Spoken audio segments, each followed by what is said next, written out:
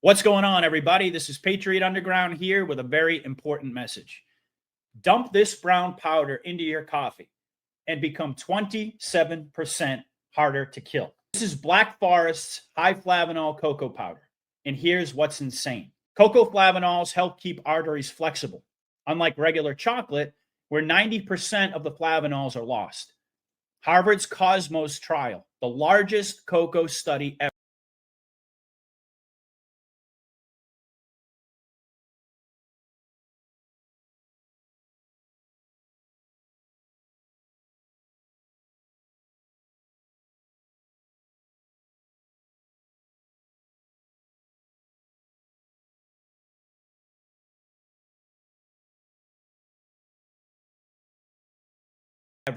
proved it.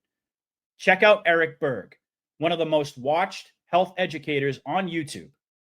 He's been talking about cocoa's benefits for years. Some seriously amazing benefits for the heart. Decreased blood pressure because you're getting increased nitric oxide, which actually helps the smooth muscle of the arteries. Now, the blood pressure effect can also happen due to the high levels of magnesium. It's also loaded with iron and potassium and copper and phosphorus. And that is exactly why I switched to Black Forest high flavanol cocoa. It's not candy. It is performance fuel. Every scoop delivers the same active compounds Harvard researchers linked to cardiovascular support, better blood flow, and even sharper focus. Think of it as your insurance policy. Inside-out protection for your heart, brain, and stamina. I've been putting this in my coffee every morning, and within 10 minutes, I am wide awake and ready to go. It hits differently than a regular cup. If you're looking for that extra insurance policy to keep that blood flowing and that ticker pumping, and you want to kick your coffee up a notch, this is what you've been looking for. And here's the bottom line.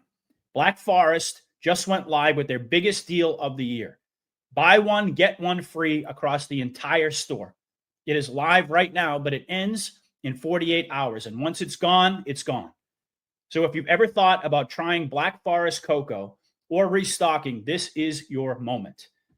We can't depend on big pharma or processed junk to protect our health. This is one of those rare moments where the science is clear, but access is limited. So again, if you've been thinking about trying it, act now. Once 48 hours pass, this promo is going to be gone and prices will go up again. So hit the link in the description or the pinned comment and grab this deal while it lasts. All right. Hello, everyone, and welcome to Patriot Underground. Today is November 24th, 2025. Thank you so much for joining me, folks, to discover the truth beneath the surface. As always, I really do appreciate everybody out there taking the time to listen. And of course, it is a Monday night. That means another session with the one and only Mike King from realnewsandhistory.com. How you doing tonight, Mike? Hey, I'm doing well. Good to be with you again. Hello, everybody. Well, it's always great to have you. I know that folks really look forward to Monday nights, and obviously this past week has not disappointed in terms of new events for us to talk about, and that's exactly what we're going to bring you in our typical format. We're going to go through Mike's two most recent anti-New York Times pieces, what we call the Q York Times. Actually, the first article is, I don't really think that was an anti-New York Times piece, as a matter of fact, but Mike actually did an amazing analysis. I don't know if you folks are following him on X, you probably caught it, or on Rumble, which you should be. We're going to talk about that a little bit later, but he did a great breakdown. I think it was just yesterday or the day before on some amazing Q proofs about tracking congressional resignations. So we're going to go all the way back to 2017, and Mike is going to trace the timeline for us, and it is going to be pretty compelling for those of you folks out there who need a little bit of a confidence booster. Indeed, I think we could all use that from time to time. So that's going to be the first segment. The second one, we're going to talk a little bit more about Marjorie Taylor Greene. We touched upon that, I do believe, a little bit last week, but of course, she decided that she was going to resign herself or not seek re-election. And of course, that has to do with the looming Epstein files, all of that drama that's going on in the background, and of course, the big question of Israel. So that should be an amazing, amazing discussion. And then finally, in the history segment tonight, Mike is going to explain how Bernard Baruch's puppet generals actually plotted to begin the Second World War. So it should be an amazing show. Everybody out there, if you haven't done so already, please hit that like button and share this broadcast everywhere. And likewise, make sure that you are following both myself and Mike on Rumble, especially, but also on X. So with that, Mike, I think we're going to just dive right in tonight because we have a lot to cover. Let me go ahead and bring up our slides and we can get right to it. So this is the segment that I just mentioned. Mike's going to talk all about the Q proofs going back to 2017. As you can see in your screen there, very, very early on, Q Post 24 mentioned this, and this has been a recurring theme ever since. And it's just as relevant today, perhaps even more so than it was back then. So with that, Mike, why don't you take it away? Yeah, well, that's right. I mean, in Q lore, this is one of the all-time big posts. And we certainly saw it play out in 2018, 2020. But I think what many people have missed is that for the 2022 midterm elections, 2024, and now tracking for 2026, this pattern continues. Mm-hmm. It's just a pattern of mass resignations for 5 consecutive congressional election cycles. So it's even bigger than most anons have appreciated. And I got into this and did a little research with the numbers. But here's the famous post, famous in our community. We're all familiar with this and what happened shortly after. My point with this article was to, well, first of all, there's a lot of new people still being introduced to this. So sometimes people say, oh, we knew this already. Well, yeah, but 99% of people don't. Right? And it's always great to have these reminders too, especially well, the deeper we get. It's reinforcing, and it's much deeper than just the 2018 and 2020. It's continuing to this day. But this is the post I'm talking about. November 1st, 2017. It was only the 24th post of 5,000. So this is very early in the game. Any person making statements they will not be seeking re-election was put in submission for the betterment of the country. Not all will be prosecuted, and all will do as told. You will see more of this occur. Not normal, yet disregarded, and even on the D side. Mm-hmm. So this is a prophecy that has come true to an even larger degree than most people appreciate. But of course, it's easy to be a prophet when you're rigging the game, isn't it? Yeah, definitely. And I would also add to that, just kind of piggybacking off the way that you sort of introduced this whole piece here, that going back to November 2017, of course, Anons were looking at this, and very shortly after, of course, it started to make sense, as you're going to get into. But here we are in 2025, and a lot of folks out there perhaps are not still tracking these resignations in the same way, or don't see this pattern that is just as relevant today, which is, I think, really the most important element of this discussion. So let's go ahead and dig in a little bit further here. Well, it was shortly after that post. Well, actually, before that post, I should back up a bit. If you could go to the next panel.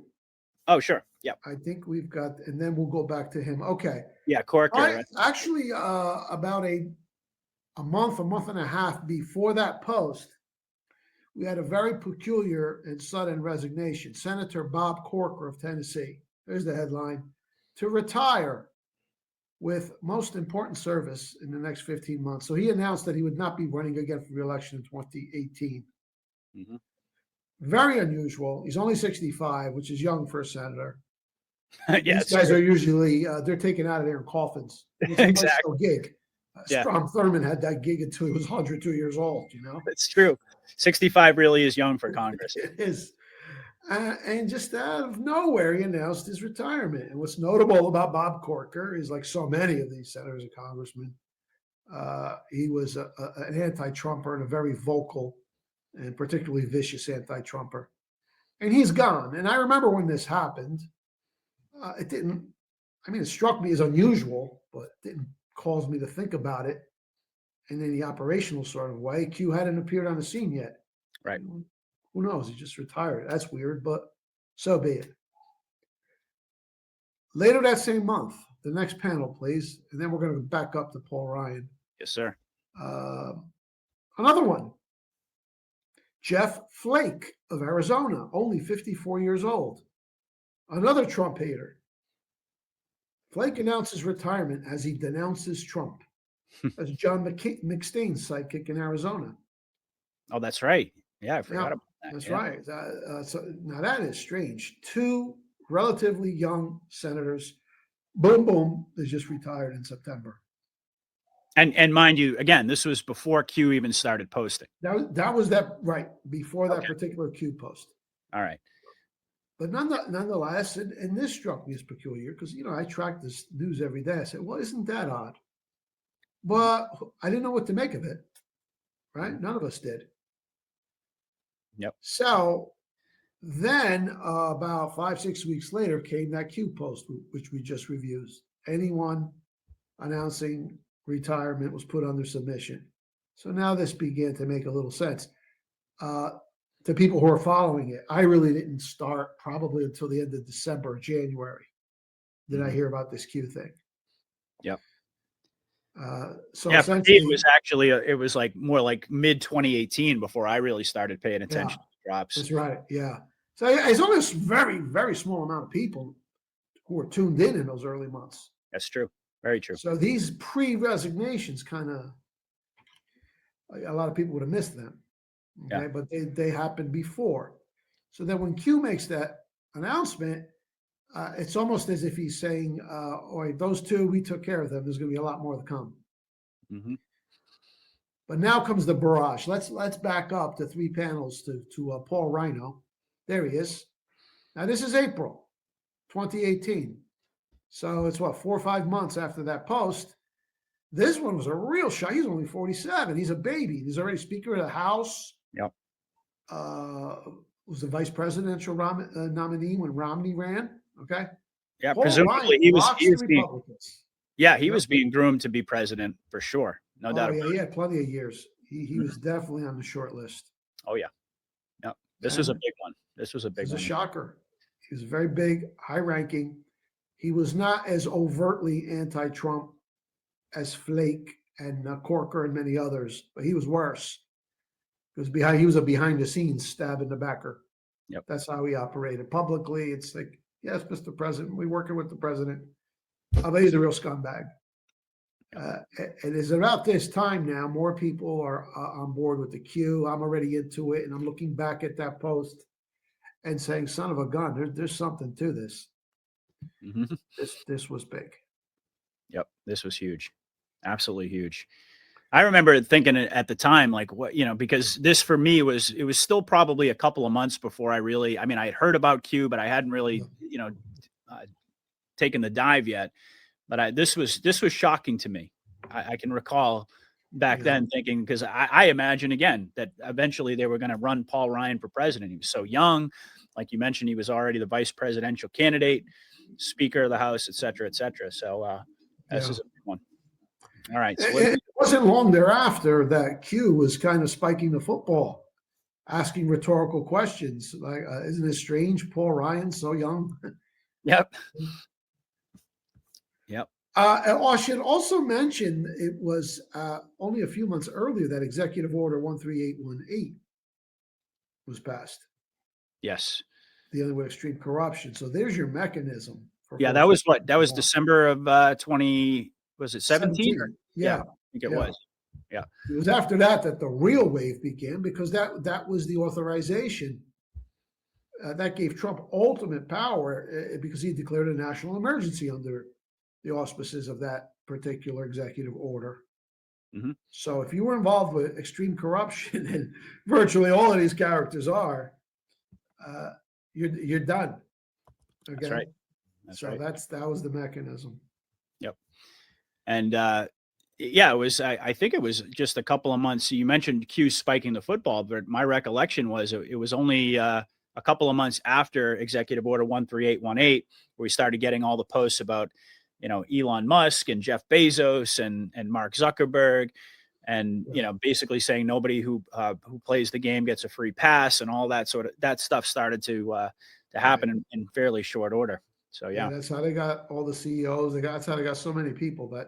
That executive order was huge. And if you read the language of that executive order, it's vague yet comprehensive. It encompasses everything you can think of. And it also incorporates in it references to prior bills, like it goes back to like a 1952 immigration bill, and it cites a section of that bill. It cites the Magnitsky Act, and those are multi-page acts in and of themselves, embedded within Executive Order 13818. So that gave Trump all the power he needed to disappear and seize the assets of whoever he bloody well damn pleases, all these crooks. Right. And by saying, I think to put a finer point on it, by saying that it was vague and yet comprehensive, I do believe what you're referring to is the language said something about anything having to do with corruption. Right. If I remember correctly, which is obviously a pretty wide net, and yet that wide net allowed them to scoop up all of these people under the way that was worded. So corruption and human rights abuses. Human rights abuses is targeted at the whole pedos empire. That's right. Yep. And it wasn't. I do believe 13848 was pretty close on the heels of 13818. Yeah, that was very close as well. And that dealt specifically with the election fraud. Right. And those are the two that tend to be the most referenced executive orders in terms of the Q community. Those are the ones we keep going back to because it's a huge umbrella, corruption, human rights abuses, election fraud. That pretty much covers the gamut of what the deep state was up to. So. Right. And it declares in both of those cases national emergency. Right. All right. Yep. So it's sort of like, when a governor during a blizzard declares national emergency, he now has the power to order you off the road and stay home. Yeah. All right. Because those bulldozers and salt trucks need to get through. So it's unusual power, dictatorial power. So it says specifically national emergency dealing with extreme corruption and human rights abuses. And the other one is national emergency dealing with voter fraud. Yep. So, neither of which have ever been revoked. No, to the contrary, they were renewed by Mr. Right. Autopen. That's right. Yeah. Had to throw that in there as well. Yeah, for sure. All right, so let's skip down. All right. Okay, so let's go down. All right, now 2018, these start piling up. These resignations. We'll talk about them a little bit more. But during that period, in that summer, John McStain is eliminated, not by resignation, but by execution. He faked some sort of cancer. Q said he was faking it because he knew he was in trouble and he's looking for sympathy. But we all know that story, how Q told us essentially to the day he was going to be taken out. So this is another one that was removed, and there were others who were removed by election or losing in primaries. But I wanted to mention one of my favorite comms here pertaining to John McStain, who, he was making himself such an obstacle to Trump in a visible way and embarrassing Trump.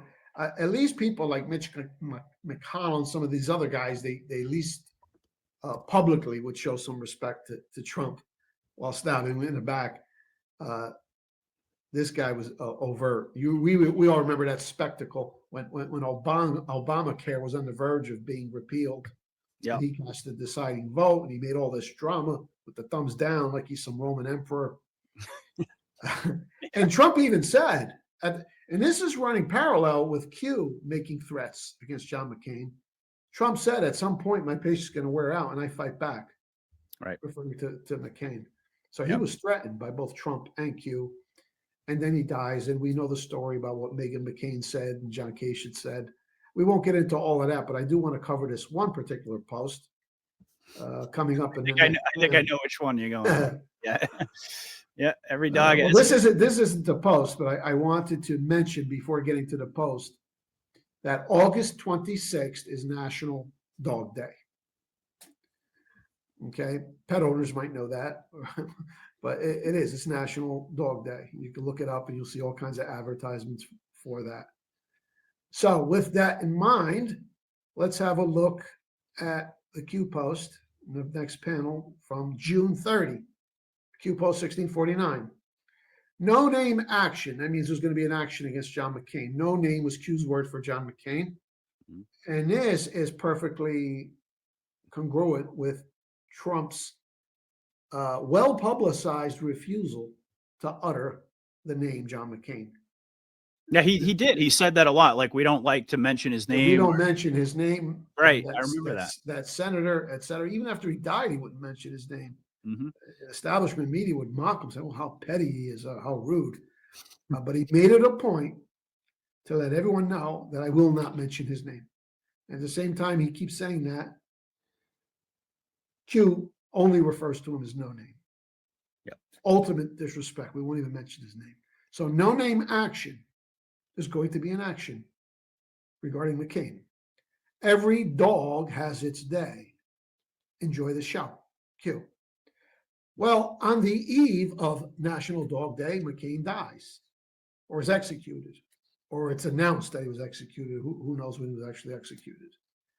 So on National Dog Day, August 26th, what happens? Next panel. Every dog has his day. He is on the cover. Huge headlines and huge images, every newspaper in the country. The war hero, John McCain. He didn't even get buried at Arlington, by the way. That was an ultimate insult. Trump's not going to allow him to desecrate Arlington Cemetery. He's buried at Annapolis. So there's all your headlines. McCain dies, the maverick, the war hero. Dog Day. He had his day. I love that. Yeah. That is a great proof right there, ladies and gentlemen. It certainly is. Yep. So there's another big one. Flake is gone, Corker's gone, McCain's gone, or several other senators resigned. And during this time, a bunch of congressmen are all resigning in perfect fulfillment of that Q post. Yep. Absolutely. All right. So this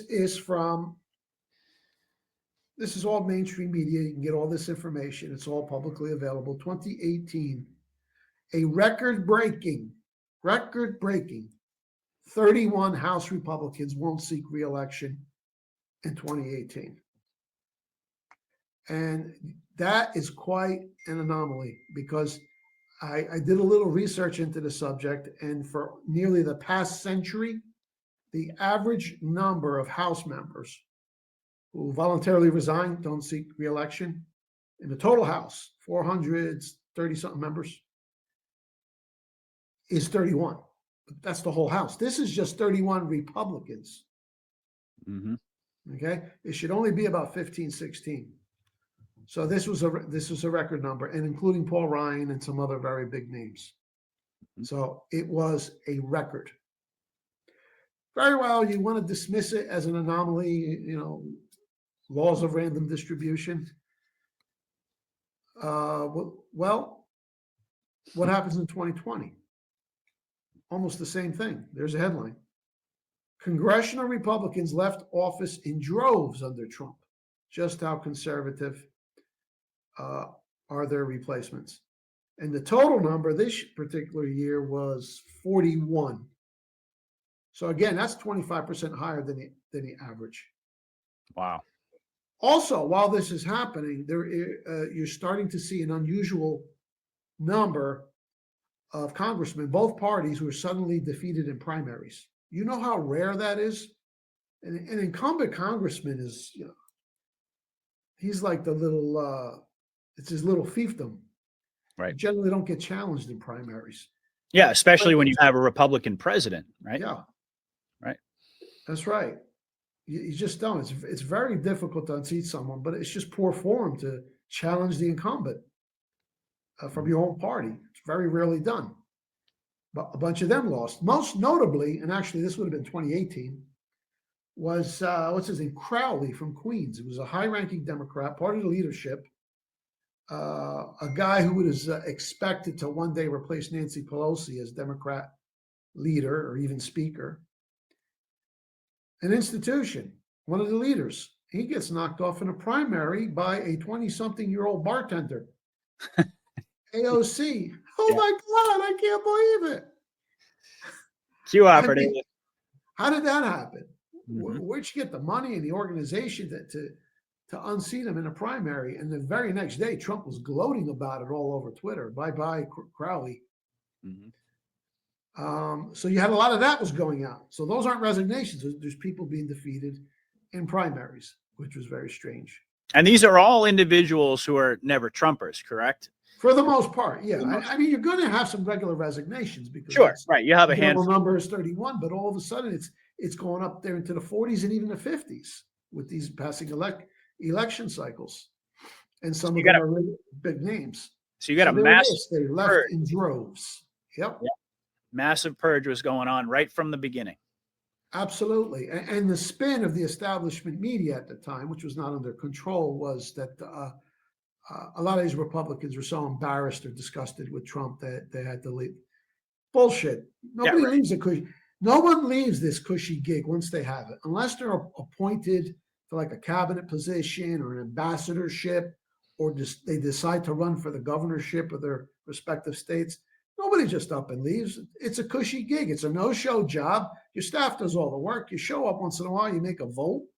You give a speech. They get a decent salary, but that's just the appetizer. They accumulate pension benefits that are out of this world. Once they retire all of the unused campaign war chest funds, they keep that. They do the insider trading. I was going to say, not to mention the insider trading. So, yeah. We've all seen the statistics of the net worth of some of these characters, right? Tens of millions, hundreds of millions. Nobody leaves that cushy gig.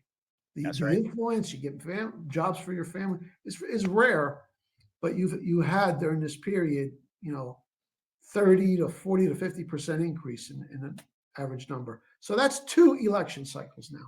You can no longer dismiss this as an anomaly. And not only that, logic would dictate if these individuals were all so anti-Trump and they were all so just, they were so disgusted by him and all these things, why wouldn't they use their position of power to try and stop him, to try to roadblock his agenda and all of these things? Now, obviously, we've seen the optics of that play out in a lot of different ways, but just logic would tell you that, if there are all of these people inside of the Congress who are opposed to him, they're already in a position of power. Why would they just suddenly leave? And they're leaving at a time when he's either got 2 years left or he's done. Just wait him out. Congress people serve 30, 40, 50 years. Presidents 4 to 8. Yeah. No, there's something going on. And that's kind of like the optics that we're seeing play out right now in terms of, a lot of folks are saying, well, it appears as if they're just trying to stonewall Trump. They're trying to, run out the clock and all of these types of things. But right now, of course, we're in the midst of the scripted movie. But back then, it was still a very fluid situation because the White Hats didn't have full control at that point. Yeah. So it would be all the more reason for them to stick it out and to do everything that they could to oppose him. So, absolutely. And those 2 cycles, I think most people who track Q, the Anons, well aware of this.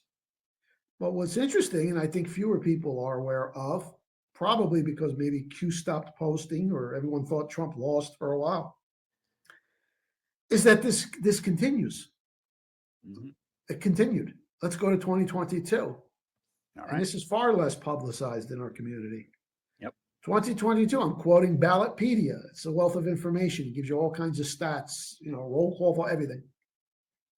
Look at this number. This is the worst yet. 55 members of Congress, which breaks down into 6 members of the U.S. Senate and 49 members of the U.S. House, announced that they would not seek re-election in 2022. So the bloodbath continued. And even though at this time it's like a weird fake Congress, they're still writing these guys out of the script. 49 more House members. So this is like a record beating the previous records. And even that number of 6 members of the U.S. Senate, that's a big number. That's a huge number because first of all, there's 438 congressmen or 435. There's only 100 senators. Right. And whereas the entire Congress is up for re-election every 2 years, only a third of the Senate is every 2 years. So that's 6 out of 33. That's almost 20%. And that's a continuation of the previous pattern. Mhm. So that's 3 cycles in a row, 2022 being the worst with 55 total members of Congress. Wow. 2024, again, 53 members of Congress. That's 8 members of the U.S. Senate. That's really huge. 8 out of 32 or 33. That's a quarter just resigning. And during this time, these are big names, a lot of these people. Mitt Romney, Pat Toomey, Ben Sass. Yeah. There's other ones, the name escapes me. There's so many. And big name congressmen too. But look at the breakdown. 8 senators and 45 members of the U.S. House. So again, it's way above that historical average of 31. And that's 4 consecutive cycles of highly unusual numbers. Now, at this point, it's laws of probability take over, really. It is an impossibility for this to happen unless something is going on. And we know what that something was. Yep. Yep. And he made a really great point, too, which is that after 2020, which began, of course, the fake Biden administration, a lot of this kind of just fell off the radar for folks because we were so focused on, what was happening with fake Biden that we didn't really necessarily pay that much attention. And the numbers just continued to go up. As compelling as it was in 2018 and then in 2020, it just got even more compelling in 2022 and 2024. That's right. Yep. And also the other trend that I mentioned of established congressmen and senators being primaried out of their jobs. Yeah. Liz Cheney. Mm-hmm. I think there was a whole bunch that Trump specifically targeted. And they were all challenged by pro-Trump Republicans who got the blessing of Trump and everyone that Trump endorsed. And Trump was even gloating about all the people he knocked off. So you got record numbers of resignations and record numbers losing in primaries. Yep. How many coincidences till mathematically impossible? I think that's kind of, it's pretty self-evident at this point. And I know we're going to talk a little bit about Marjorie Taylor Greene. Of course, you've seen a lot of the commentary going on about her. Yeah. A lot of folks are, inclined, I think, to put her into this category. But we'll get into that a little bit later because I think that's an entirely different situation. That's different. Yeah, it is a little different. This year is about purging and cleaning them out. Even though it's a fake Congress, you still have to come up with an explanation to get rid of these people. Mm-hmm. Another one would be Marco Rubio. I don't believe that's him. That's somebody in a mask. Total Zionist stooge and a traitor. Yep. But picking him or his persona and making him Secretary of State, you just knocked off another one in Florida. Mm-hmm. Yep. But now 2026 is coming up. And let's see what Ballotpedia has to say about 2026. Next panel. Well, here's a headline. Mainstream news. A record number of congressional lawmakers are not running for re-election in 2026. Another record for 2026. And here it is, right from Ballotpedia. 39 members of the U.S. Congress. That's not the overall record, of course, but it is a record for this point in time because it's still a year away. Most resignations are announced after the new year, January, February, March. So this number might balloon up to 50 again. Yep. So the new normal went from 30 average to high 40s and 50. So there it is, 2026, 39 members of the U.S. Congress and a whopping 8 more senators. Okay, so that's 8 senators, 31 U.S. reps have announced they will not seek re-election in 2026. This is the most retirement announcements we have followed at this point since 2018. So it's tracking to be as bad as 2018. That's 5 anomalies in a row. In a row. Let me tell you, if you went to Atlantic City at the blackjack table or Las Vegas and you manifested this type of probability anomaly, some big burly men would swoop down real quick. Just like the Rain. Ever seen the Rain Man? Yeah. Either you're counting cards or some kind of freak autistic, yeah, or the dealer's up to something and you're in cahoots. Mm-hmm. So it's an impossibility. And this is absolute proof of 2017, which we already knew, But now I think we better appreciate that this is still ongoing, 5 consecutive cycles. So it's a total purge and a cleansing. And what has happened, I am convinced, is that those congressmen and senators who were involved in just ordinary run-of-the-mill kickbacks, bribes, that sort of thing, they were told, you go to jail or you resign and get the hell out of town, and you save your family name. Yep. And of course, they're going to take that deal. However, if you're involved in, straight up treason, trafficking of children, no deals. Yep. Or if you were involved in the attempted coup of Trump, those type of characters have been dealt with. They're not going to make deals with that.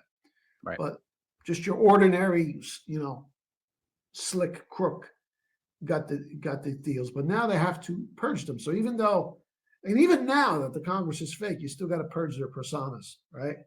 Right. So it's still ongoing. 5 consecutive elections. It's really astonishing. And once you look at this objectively, I don't see how anyone can doubt the legitimacy, the reality of the coup operation. Oh, absolutely. Yeah. And we're going to get into in a moment who are they actually replaced with. But one of the things that I find interesting is that we still have the optics of the Congress essentially stonewalling Trump's agenda. So presumably the whole idea was to purge Congress, to get all these rhinos out of there, all these never Trumpers, all these corrupt Democrats, etc., so that it would grease the skids and it would enable Trump to follow through on his mandate. And yet here we are again, optically, in late November of 2025, and we're hearing constantly about the filibuster. I mean, even after we got the government shutdown ended and all that stuff, and they passed the Epstein Files Transparency Act, they're still making this a front and center issue about the filibuster. So it's interesting how they're playing this whole thing out, because they're creating the illusion that there's still all of these individuals that were hell bent in opposition to Trump. But it's quite a smokescreen. And there's one other category that we need to mention, in addition to the resignations, in addition to the people who lost in primaries, the people who have been disappeared and replaced with mask wearers. Yep. Nancy Pelosi, not her, 100% certainty, another 100%. Biden. Marxine Waters, I call her. I mean, it's ridiculous, the mask. It's almost as if they want us to see it. Yep. Well, how many of those have disappeared? It's a coup has happened. A quiet, invisible, silent coup. Yep. Has taken place. And it's very interesting that they left these people like Pelosi and Maxine Waters and Adam Schiff and Eric Swalwell and the whole lot of them, and Chuck Schumer. I mean, you could just go on and on and on. They left the what one would think would be the persona of these individuals, like, use your metaphor, taking the the piece off the chessboard and painting it white, and then other ones who presumably were just as corrupt, if not more, were taken off the chessboard. I sometimes wonder about how those decisions were made, but I guess that's kind of above my pay grade. But we'll see. Isn't Trump? I think he has said on several times, Schumer's shot. Yes, he has. Right? Yeah. So, yep. So he's giving us the code. Mm-hmm. Yeah. But they're still continuing the illusion of a Democrat obstructionist. Yep. You just watch Fox News, you see it every day. You get the impression that Democrats still have any power left, Yeah, and not only that, but also the Republicans in the Senate are being very vocal in their opposition, for the most part, about terminating the filibuster. There's only been a handful of them, I think maybe 5 or 6, who have been pushing for it. Senator Ron Johnson is one of them, but you got Thune, you've got the whole lot of them there basically saying, no, we don't want to do that because that's going to backfire on us, and the Democrats are going to come back in and they're going to use it. So I'm very curious to see how that's going to play out prior to the mid. They're also scripting this in a way that it's not going to make the Republicans appear to be our saviors. It's almost like, okay, they're bad, they suck too. Exactly. Right. Exactly. And I think that's really the message that they want to convey, is it's the uniparty It's not really Right. so much about left and right. I mean, Trump toes that line because he understands Yeah. that's consciously where most people at. They Right. still believe in this partisan divide. But Yeah. ultimately, when we get to the other side of this thing, the whole idea is to unify the people around Yeah.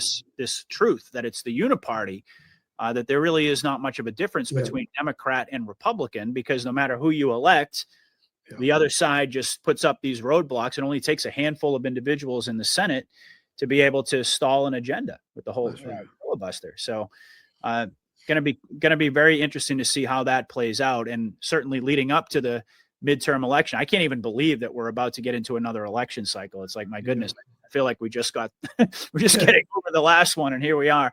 It's already ramping up again. But yeah, it's going to be fascinating to see how they play that out, because I think so much hinges in terms of the direction of the movie on really the next several months leading up to the election, whether or not we see these major breakthrough events happen, one of which could be the terminating the filibuster, because that would open up the floodgates to Trump's agenda. It would pretty much guarantee that all his legislation would sail right through the Congress.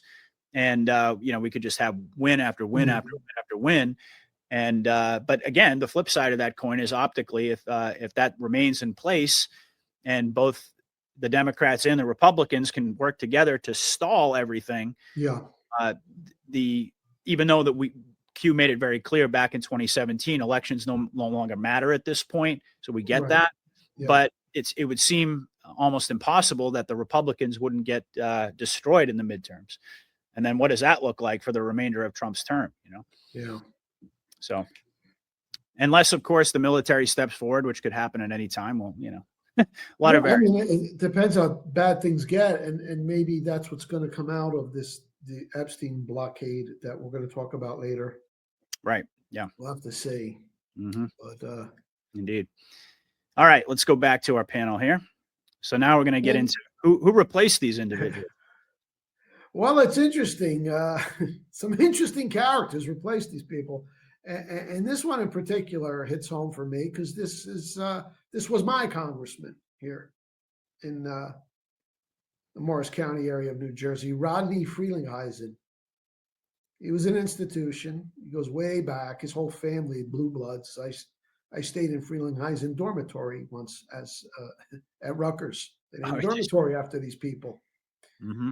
So they go back to the 19th century. So this is the kind of character who feels a congressional seat was entitled to him.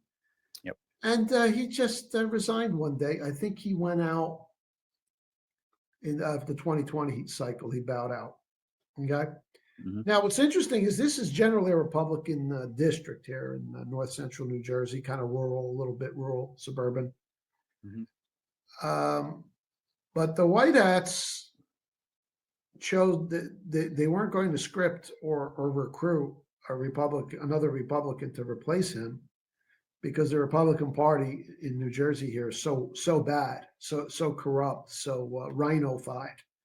There are no good Republicans in New Jersey. There might be a few down in the southeast. I don't know. So he steps down, and there's a new election, and I forget the name of the Republican who ran, but anyway, he lost to Mikey Sherrill, Democrat. She's playing the role of a liberal Democrat. She's a pilot, Navy pilot. I think it was Navy. And there's a whole lot of this in the new Congress. Navy people, Army people, Navy SEALs, Army Rangers. That's unprecedented too. So many of them. Yep. So I smelled this out from day one. It's just now you got a military Democrat, because what the Q operation is doing is they've got their own stable of liberal left-wing Democrats. That are playing a role. One. Yeah. Right. AOC, Ilhan Omar. My favorite is John Fetterman. Yeah. This giant who looks like Lurch from the Addams Family with a bald head, coming out in sweats and a hoodie, looking like a slob. Yeah. And now, who's the most pro-Trump Democrat out there? Fetterman. No doubt. Yep. So she's able to block a rhino. I know she's fake because she took all these pictures with Biden in the so-called White House. he wasn't working out of the White House. So where are you taking pictures from? She's definitely part of the operation. Well, now she was just elected governor of New Jersey last month or a few weeks ago. She'll be inaugurated in January. So I don't know what purpose they have in mind for her. We'll have to see. But she's definitely part of the operation. Mikey Sherrill. Yeah, it's kind of Again, curious. her opponent, Jack Citarelli, says, "Oh, I got Trump's endorsement. I love Trump." Well, you didn't love Trump years ago when everybody in New Jersey Republican Party was hating on him. Yeah. So Yeah. I think Trump sees through that, even though he endorsed him. So she's part of the operation. So these are some of the replacements. It varies. Some of the replacements of all these Republicans who stepped down were pro-Trumpers all the way. But in many cases, or in some cases, they're playing the role of liberal Democrats, and she's one of them.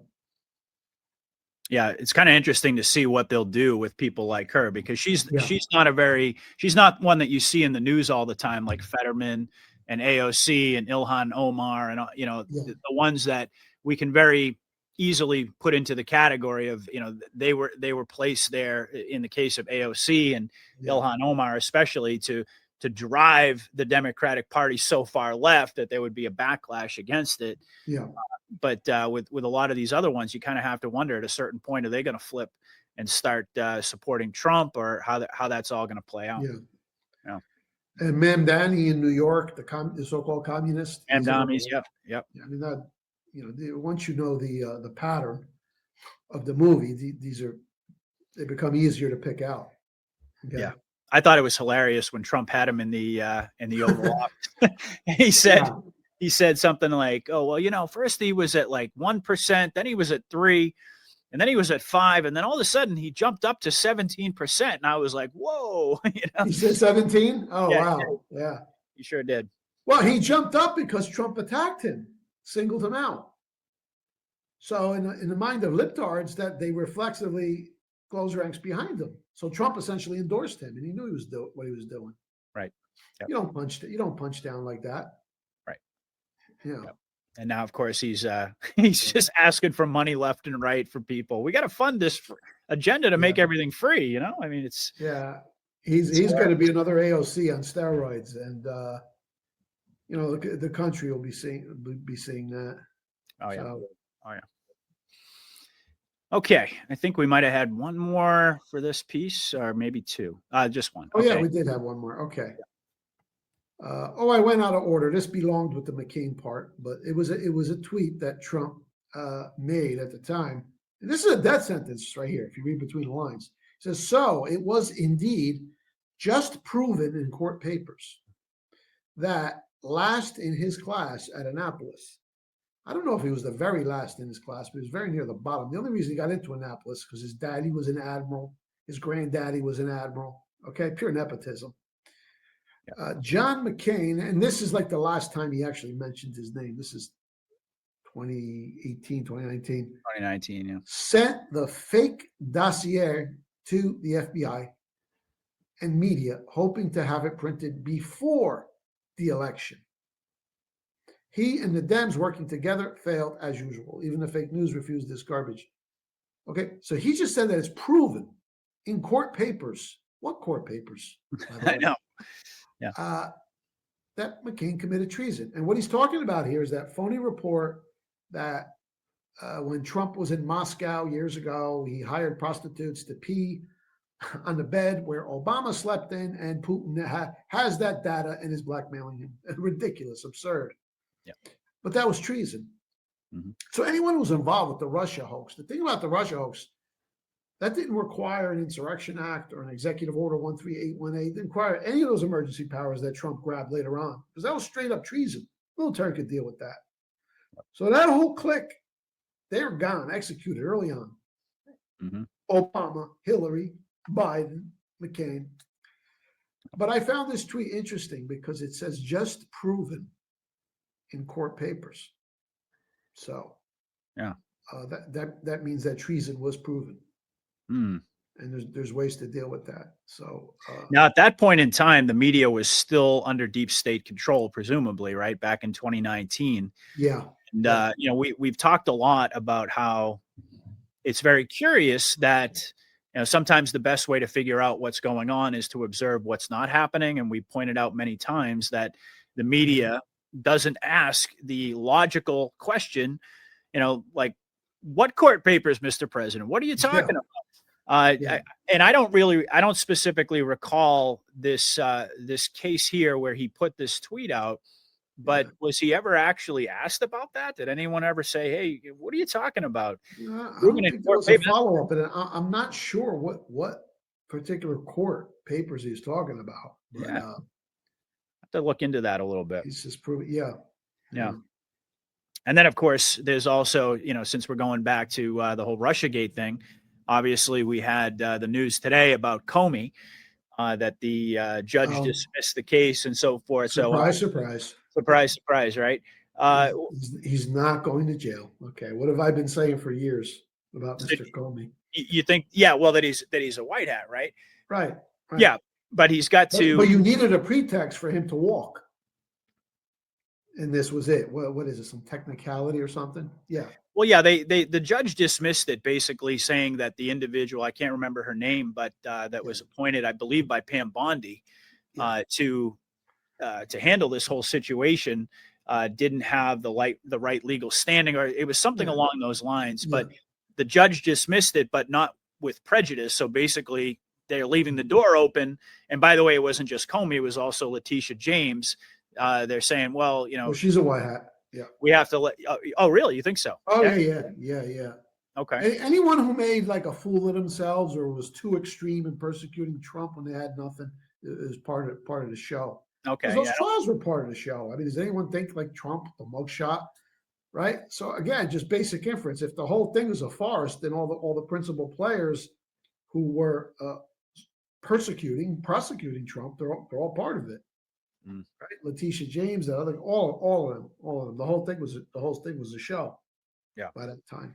Well, I guess the way it stands right now is they have 6 months before the I guess the statute runs out, the statute of limitations. I think it's sometime in May before they have to reissue the indictment, refile the indictment with Comey and with Letitia James. But I had really was sort of anticipating that this was going to be a trial. This was going to be a public spectacle. And that would be kind of the vehicle that they would use in order to have Comey expose a lot of these characters in the process. It would seem kind of curious to me if, 1 minute we're hearing, he's putting the seashells in the sand with, 86-47 or whatever it was that he did, and drawing all this attention to Comey, only to have the situation just kind of drift off into nothing. I wonder how they're going to play that. Well, I mean, they'll find a way to explain it, but I never thought for a moment that Comey would go to jail or Letitia. The objective was achieved with all those fake criminal and civil trials against Trump. That Jack Smith, of course, he's a white hat. The whole thing was a charade, but we can only speculate just how much data was dumped into the legal system. Again, how do you inject evidence legally, right? Legal terminology, wash the fruit with a poison tree. So that was the objective. Have all of these trials and all of these subpoenas, gather up all this data, which the NSA already had, right? But now it's all legal. That was the whole point of the criminal and the civil trials. Yeah, well, I didn't anticipate that he was going to go to jail, but I did anticipate that there was going to be some sort of a public trial in order to reinvigorate this whole discussion about Russiagate, because it happened so long ago. Like we've talked about, they keep kind of reintroducing things to the narrative, and it makes you wonder. How are they going to do that absent of actually moving forward with a formal indictment on Comey and a trial? No, I mean they can start indicting people like Brennan, who's already dead, I'm sure, but they could like indict Brennan. You still have all of the evidence, even if Comey, who knows what Comey supposedly gave up during the investigation, anybody that you see walk, that's further confirmation they're part of the operation. And they could even spin that to make it look how the corrupt system is. They're protecting Comey, they're protecting Letitia. That's all part of the show too. But you're not going to see a fellow like Brennan walk Mm-mm. or Let's hope not. McCabe or anything. Well, they're not going to walk because they're villains. Yeah. The only reason Comey and Letitia James walked and others are because they're part of the operation. They're white hats. Anybody involved with those trials were phony. I don't even think Trump would show up in the courtroom. So if the trial is phony, anybody involved with it, be it the judge, the prosecutor, 60,000 man army. Mm. Yeah. Oh, we'll have to see how it plays out. Obviously, there's a lot of questions right now in terms of the way they're going to script it, and then of course we've also got the statute of limitations that is set to run out for January 6th in a matter of weeks at this point. It's hard to believe, and it's drawing more and more eyes to Pam Bondi saying, I mean, we got all this information about the pipe bomber, we got all of these things that came out just a couple of weeks ago. And to my knowledge, they haven't even really addressed it at the DOJ. I don't remember seeing anything that Pam Bondi hasn't said anything about it. I don't think Cash has really said anything about it. So I think that's a big question mark right now that folks are looking at it in terms of like the optics of there's no getting to justice within the civilian system. And it seems like Bondi and Cash are playing into that. Right. It's going to get worse. Yeah. And it's a good thing, as we'll explain in the next piece. In the next piece. All right. Excellent.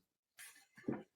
All right. So let's go ahead and keep it rolling here. We're going to get into our next piece about Marjorie Taylor Greene. And obviously this has been pretty much all the rage over the past week. We've had the Epstein Files Transparency Act, and that whole scene in the movie that played out got passed, just as everybody knows, sailed right through the Senate, which was actually kind of surprising to me. President Trump signed it, and now all eyes are on Pam Bondi in terms of what's going to happen as far as that goes within the next few weeks, let's just say. I think she had 30 days. So, but, amidst the backdrop of all this, of course, has been the drama surrounding Marjorie Taylor Greene. And last week, I do believe we talked a little bit about the feud, put that in air quotes, between Trump and Marjorie Taylor Greene. And we could also add Thomas Massie to that. And then it was followed up just a few days ago with her announcement that she is not going to be seeking re-election. And that has caused I think, well, I don't know if it's caused a massive division within MAGA, but certainly the optics appear that way. A lot of folks are just jumping on the bandwagon and saying she's just an awful, terrible person. She's always been part of the deep state swamp, etc. And then there's the other side of the coin, which we're going to present to you folks right now. So let me go ahead and pull this up. So Marjorie to quit Congress over the Epstein files. All right, Mike, go ahead.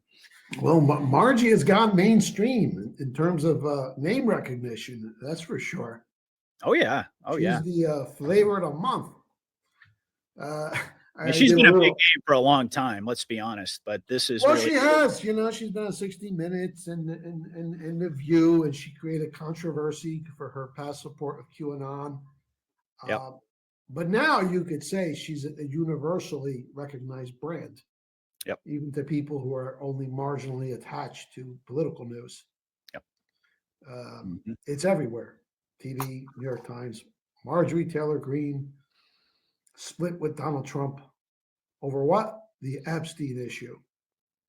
So the two are inseparable. So her being front and center in the news like this means Jeffrey Epstein is front and center in the news like this. It continues. Epstein's not going away. So this is a good thing. I had a little fun with Grok. What do you think of my artwork there? I love it. What did you type in? I just typed in generate an image of Donald Trump in a wrestling ring with Marjorie Taylor Greene. There you go. It's amazing. Yeah. Well, I mean, I think that everybody in this audience, I venture to say that everybody in this audience recognized this as kayfabe as soon as it happened. But it's quite interesting, as I was mentioning before, that when you go on and you look at the broader conversation on social media, on X in particular, you've got all of these people saying that she was. And by the way, there are some individuals out there who generally speaking, I agree with their analysis, but they've taken a very strong stance against her, that she was always part of the swamp, etc. So there's been a lot of discussion about this. And in a lot of ways, it ties into the first piece because we were just talking about tracking resignations, but this is in an entirely different category, as Mike's going to explain. So, yeah, this is a whole different purpose. It's not about getting rid of a crook. It's about amplifying the Epstein drama, increasing the tension. That's all that it's about. And it's interesting. I mean, some of these characters turning against her. Well, some of them you have to wonder, are they part of the operation? And that's what the narrative that they want to push out. But there's also an element that is, frankly, let's face it. For a lot of these people, Trump is a cult leader. right. Okay.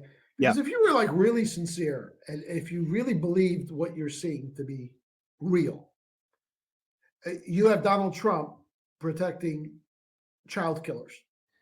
How That's can right. you still support that? That's right. I wouldn't, you wouldn't, but we know it's fake. Well, that's why you've heard a lot of them say they literally come out. People like Cat Turd is a big one.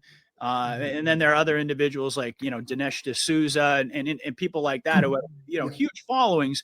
But even when Trump was saying, oh, the Epstein thing it's all a hoax. I don't want anyone to pay attention to all this. They literally they mimic everything that Trump says. Right.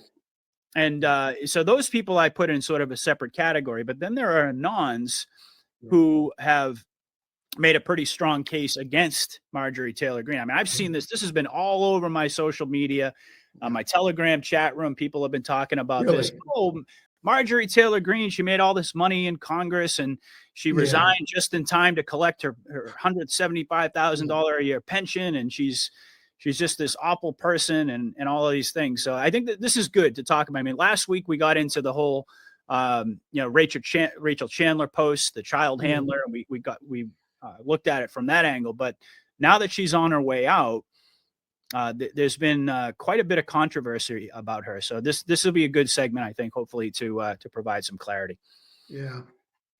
It just reminds me, remember that time Trump said, I could shoot somebody in Times Square and my people still support me? Yeah. He wasn't exaggerating. Is this dynamic? That's the human nature. Yep. It's really astonishing how Epstein, everybody was demanding disclosure about Epstein Island. And then Trump dismisses it as a hoax. They're like, okay, we support you, almighty leader. Exactly. And you're just kind of like, really? Come on, guys. Yeah. How about a little bit of individual thought? Come on. Yeah. I mean, you cannot defend him if you truly believe that he wants the Epstein Island thing to go away. Yeah. There are people who just, that's what they do. Yeah, they toe the party line. They toe everything that Trump says. They take it at face value. And that's what they put out there. And to a degree, I mean, you can, from a financial standpoint, they built their entire following around Trump and MAGA and so forth. So, it stands to reason why they would do that. But even just, ordinary viewers and readers, not people who are quote unquote influencers or big, huge podcasters. There's a lot of people have turned against Margie, but a lot of people support her. So it's created a rift, as the headline says. Greene's exit deals a blow to GOP, putting its rifts on display. But it's a phony rift. Yeah. Okay. Yeah. And so much of the controversy surrounding this. I mean, you take the two people that Trump is attacking most right now, Marjorie Taylor Greene and Thomas Massie. Right. And objectively speaking, the things that Thomas Massie pushes for, the things that Marjorie Taylor Greene pushes for, are basically exactly aligned with everything that we talk about in terms of the true objectives of this operation, right? Putting a spotlight on Israel, putting a spotlight on Epstein, demanding all of these things for the Trump administration to follow through on all of its promises. And these are the two individuals that he's attacking the most vehemently. And I think that is part of the reason that a lot of folks get lost in the weeds on this stuff. Yeah. So let's go ahead and dig into this a little bit. Okay, here's the big question. Why quit when you've just won the battle over the Epstein files?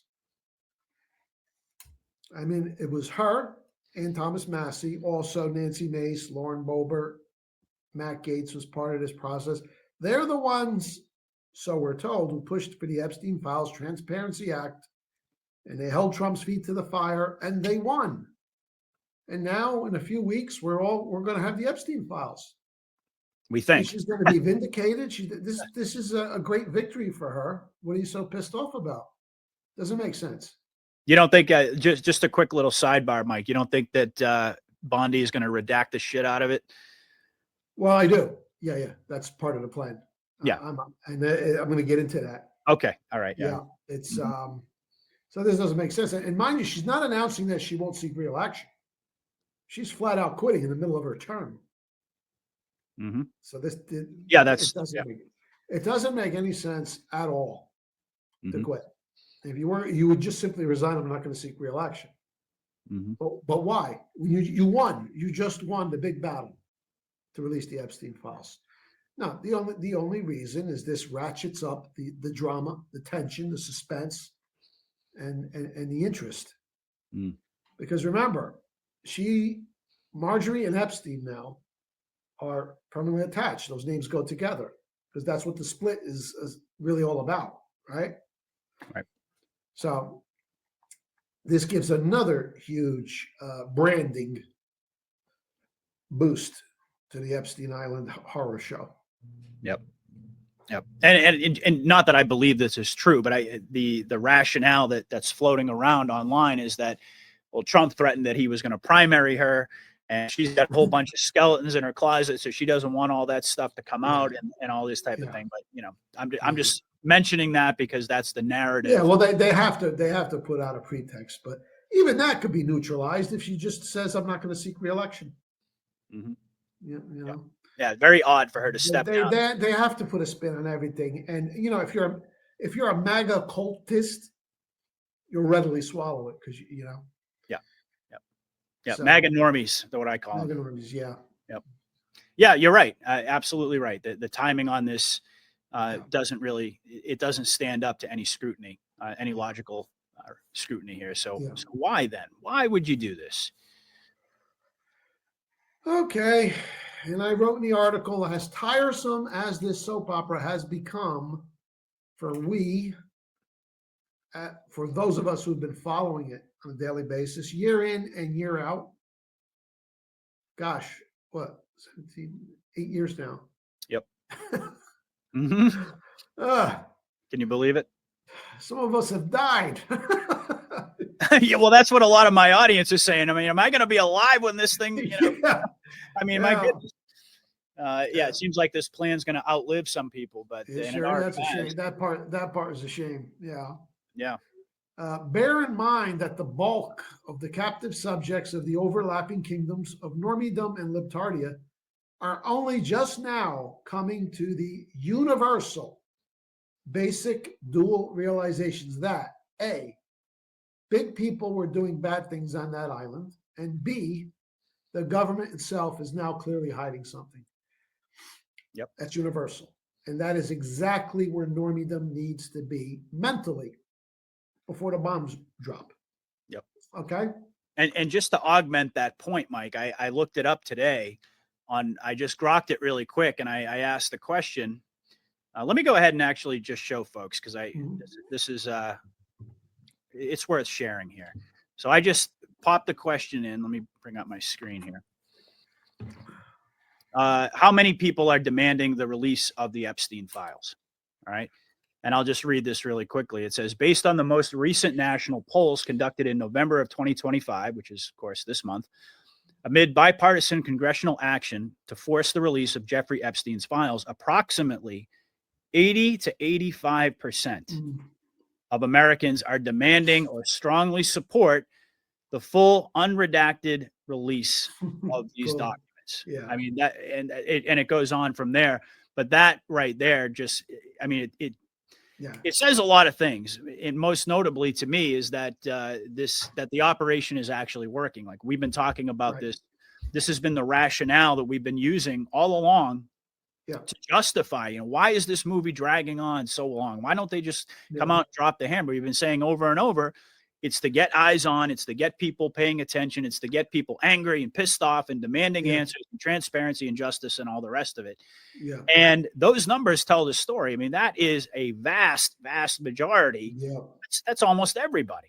Yeah. save for the 4 to 6% who are going to be lost forever. So when you look at that statistic, we're right where we're supposed to be. So kind of keep that in mind Yeah. as we go through the rest of this year. And then, of course, it also begs some questions too about the path forward and how much longer this has to actually drag on Yeah. before they drop the hammer. Because if we're at 80 to 85% of people at this point, it gets harder and harder to justify Right. all of the delays and all the theatrics and the movie and so forth. And this really is the central issue. So I just wanted to point that Yeah, out. that's exactly my point, and thank you for that receipt.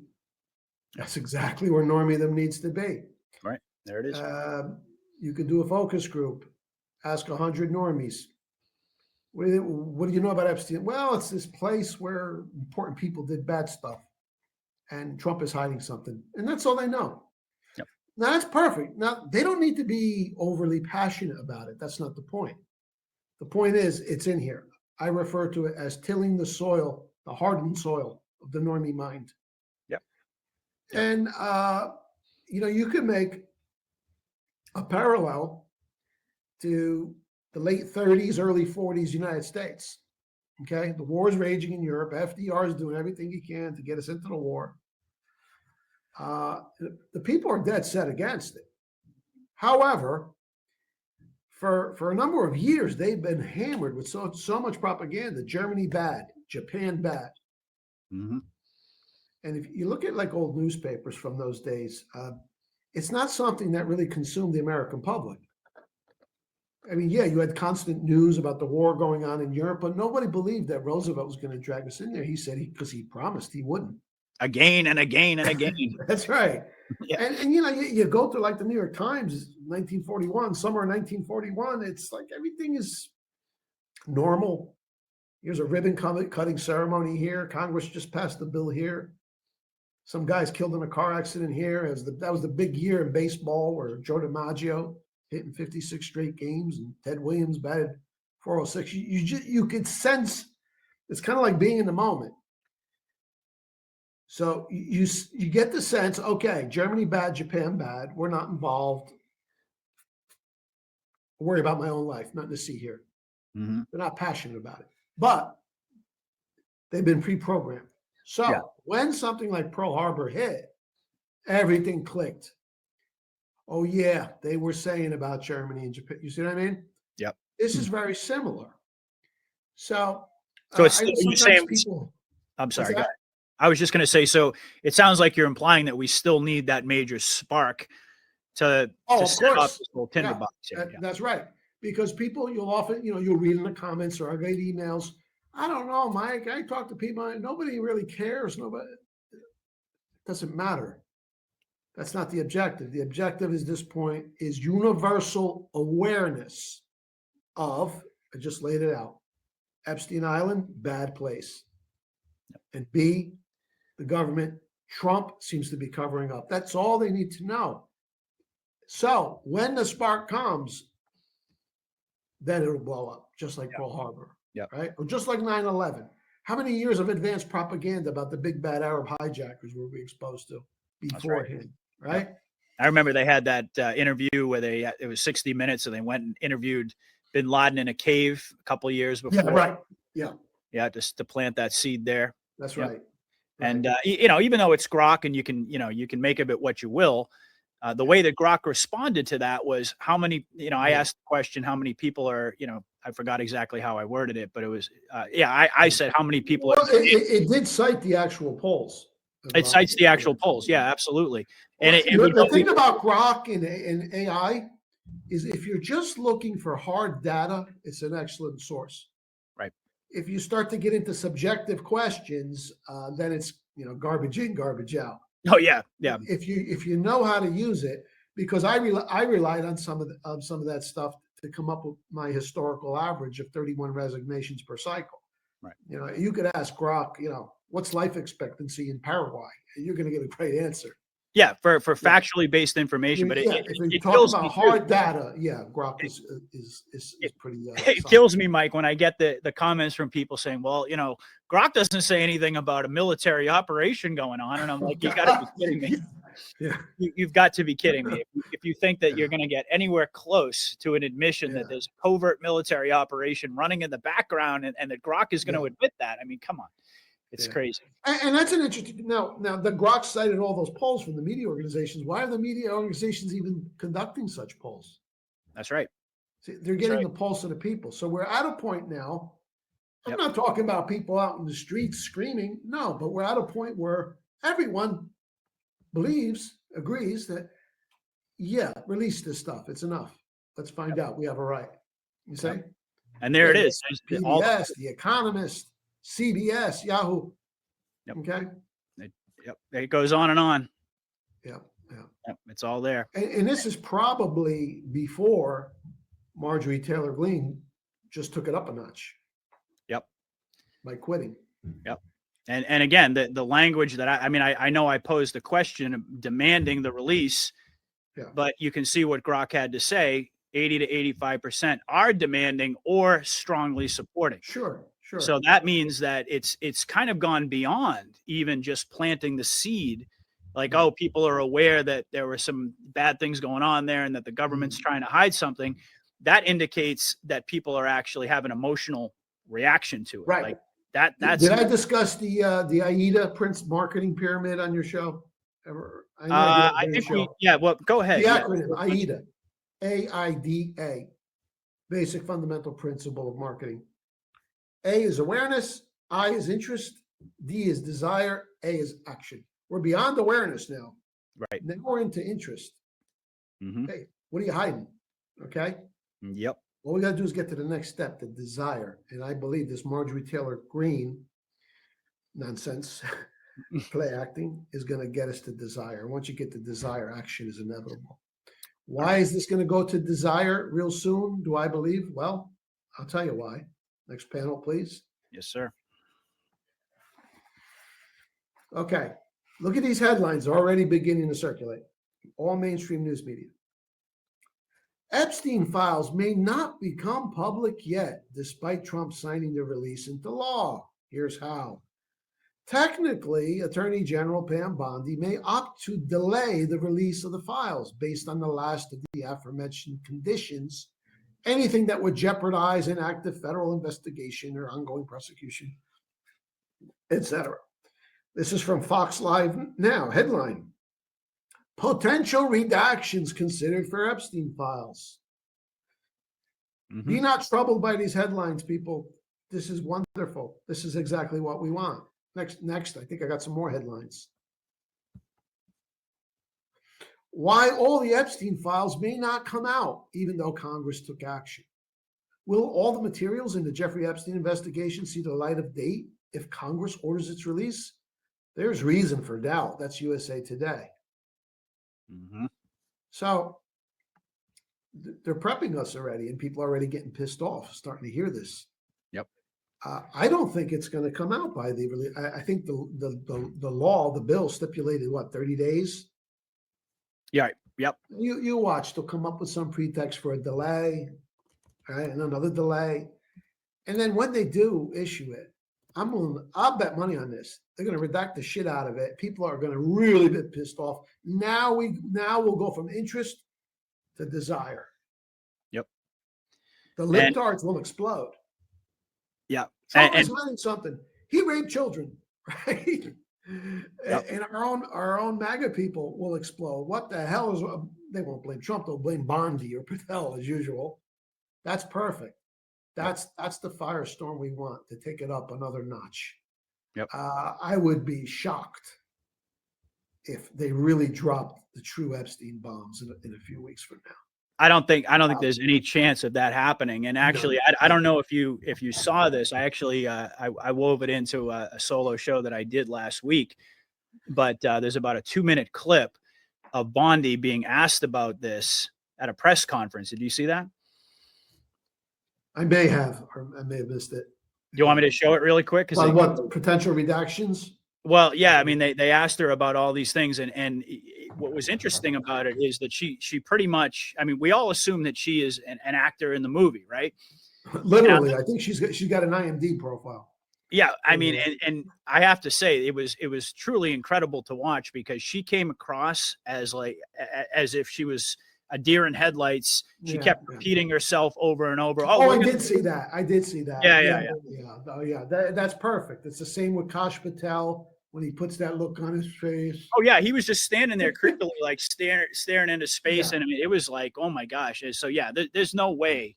There's absolutely no way. Well, I mean, look, we could always be pleasantly surprised here, and we would be obviously if we get this information. But I don't think that anybody out there who's paying attention and watching the signaling right now is anticipating that it's going to be another nothing burger. Right. That's really the way. And I don't mean to be a doomer by saying that. I'm just we want that. I'm telling you, we want that because the public is already universally aware. This is really going to start to piss people off. So it won't just be the 80 to 85% who want it released. It'll be the 80 to 85%, maybe 90 something now. But more importantly, it's the depth of their passion behind it. Right. Okay. Yep. So it's going to go from, they ought to release it to, what's going on here? Really, there's a cover up. I really think that's how they're going to play it. Otherwise, none of this makes sense. Right. This drama. Right. It's all pointing to that direction. Yep. Yeah. And that's really what I was talking about too, about the midterms, because I mean, would you agree with me, just putting the movie aside, just talking about the optics here, if we don't get the release of the Epstein files, the midterms are going to be a bloodbath. Well, who knows where that could lead? Who knows what the script writers have in mind? Could they push this to a point where only the military can do what's right and people will accept? I don't know. But I'm telling you, there's going to be a firestorm. Yeah. Well, we all know that the only way is when they released the Nothing Burger, okay, like they did last March, people are going to get their pitchforks out. People's passions about this issue, right? And it'll take Marjorie Taylor Greene to a whole new level. Mm-hmm. Yep. Well, everybody's talking about it. You know, the only way is the military. We're not going to get to justice in the civilian system. All the things that we've been saying all along seem to be leading us in that direction. And the only question that really remains is, how much longer does the public need to be subjected to the movie? Have we kind of achieved the objectives of what the movie set out to do by galvanizing the public around this central issue before the military steps forward? And then obviously, how are they going to script that? What's going to be the main driver behind it? But we'll have to we'll have to wait and see. Okay. So, so this was the last panel here. Should I go to the next one? This actually, I just want to read what's in red there. This on the next panel. But now I want to make the case that there's no way that this could go away. Why? Because as any Qologist worth his salt knows, the Q posts of 2017 and 2020 were saturated with references to various crimes against children.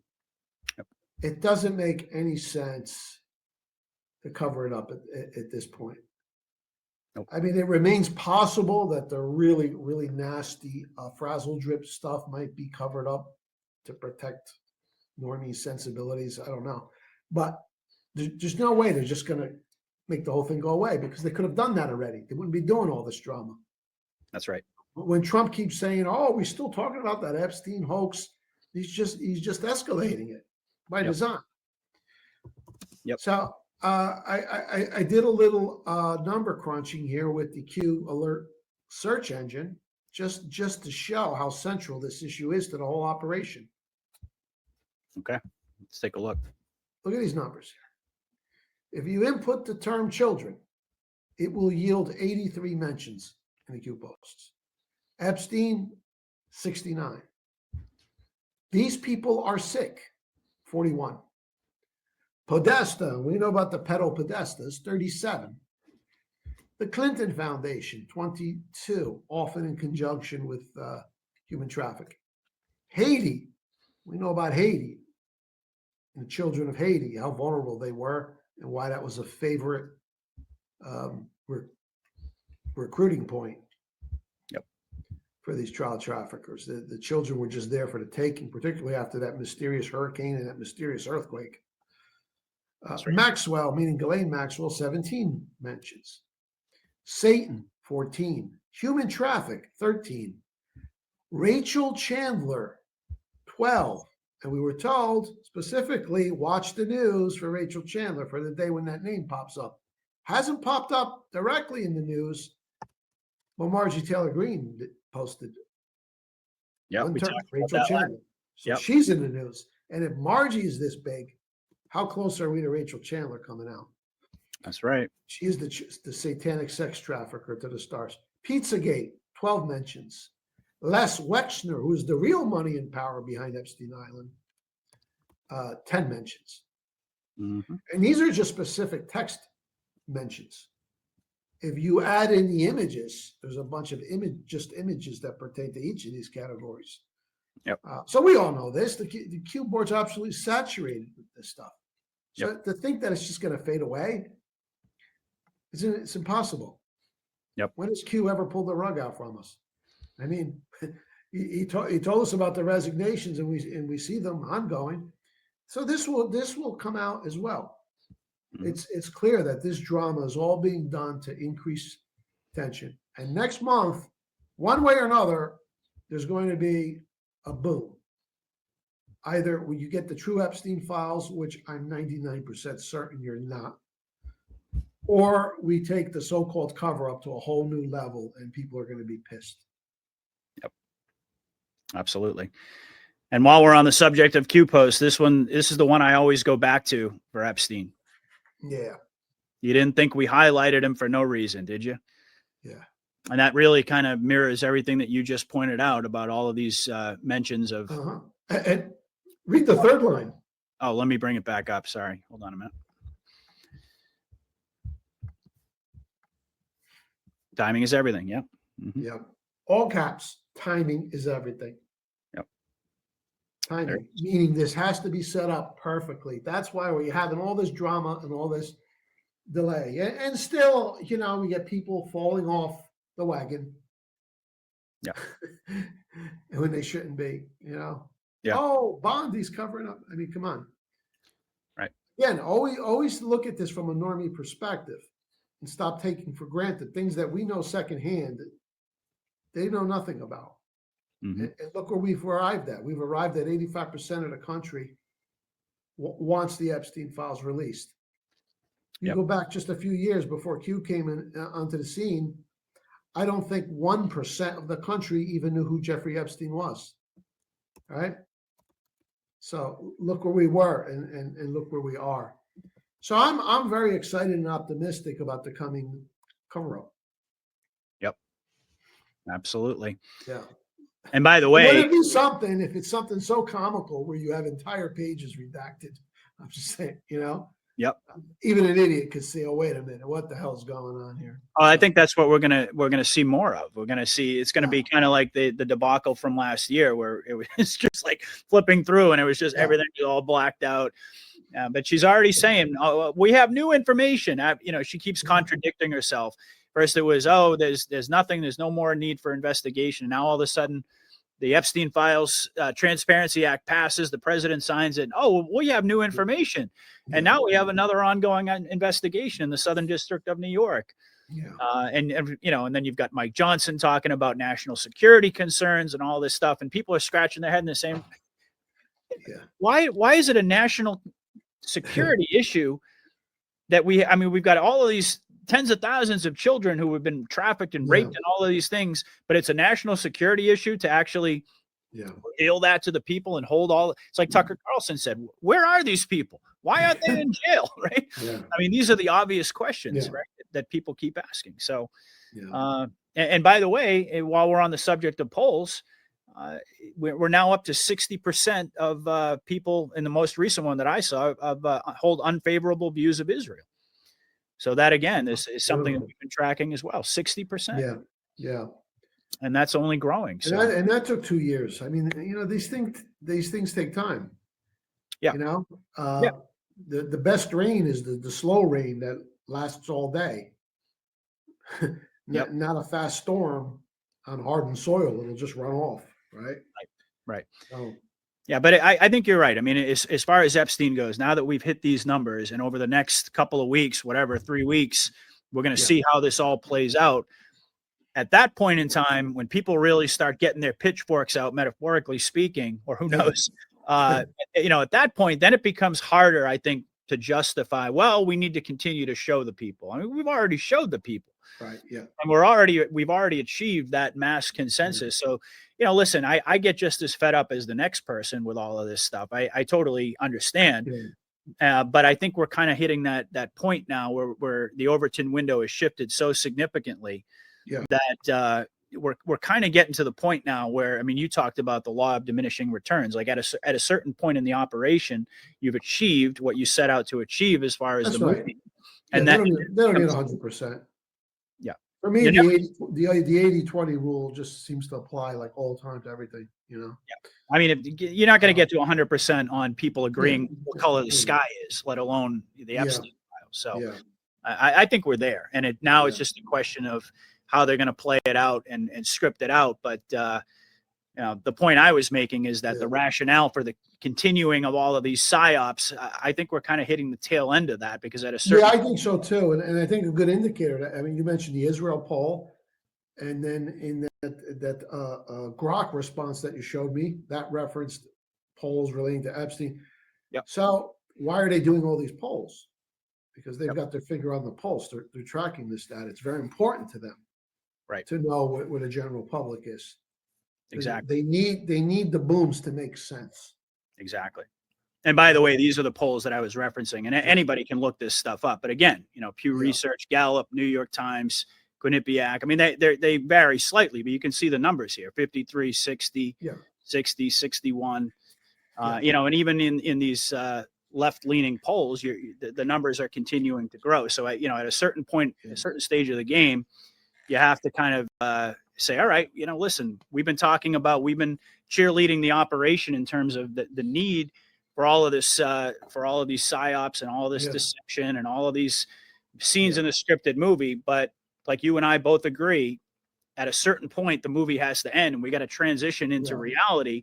Otherwise, all of this is for naught. Yeah. So, and what's exciting, as you pointed out, is that it seems like we're kind of there, and it's just a question of how they're going to script it to get everybody really riled up, and then see how they unravel the whole thing. So, Yeah. all right, let me bring back our slides here. All right, next one. Yeah. Okay. Another one? Yeah. Yeah, these are image posts. So in addition to all the text posts, again, the cue boards are saturated with images. There's Clinton and Ghislaine Maxwell, presumably on the Lolita Express, where girls were raped, according to James O'Keefe. And that was the tweet to which Marjorie Taylor Greene issued the one-word reply, Rachel Chandler. There's a cartoon image, but that was reposted on the cue boards. Mm-hmm. And there it is, 3728, December 19, 2019. The enormity of, that's interesting. That's right around the time these files are due. A delta. I wonder if that's really a delta, but it's an interesting date. Yeah. The enormity of what is coming will shock the world. Mm. Yeah, we'll have to keep our eyes on that So, delta. yeah, I mean, we know how true Q is to his word, right? And even if they don't get into frazzle drip and infants being sacrificed, I mean, there's still a lot. There's enough there to really shock the world. I want to see them go all the way, but let's see what happens. But to me, this whole thing was just scripted beautifully with the Transparency Act and now the coming exacerbation of the cover-up, right? Exactly. Yeah. Yep. It's going to be interesting to see how this plays out. And I agree with you. I want to see them go all the way too, because at a certain point, you got to start treating adults like adults. And the Great Awakening is only the Great Awakening if people actually have their eyes opened. And you use the word shock. Yeah, that's a pretty powerful word. It's not like, oh, people are going to be mildly disturbed, or people are going to be mildly upset or anything. No, it's shock, and it's going to affect the entire world. So, all right.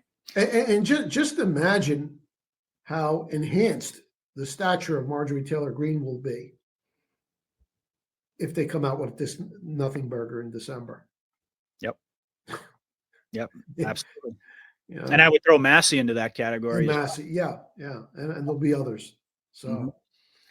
Yep.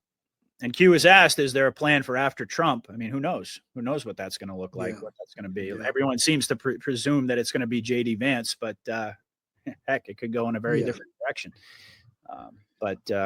Okay.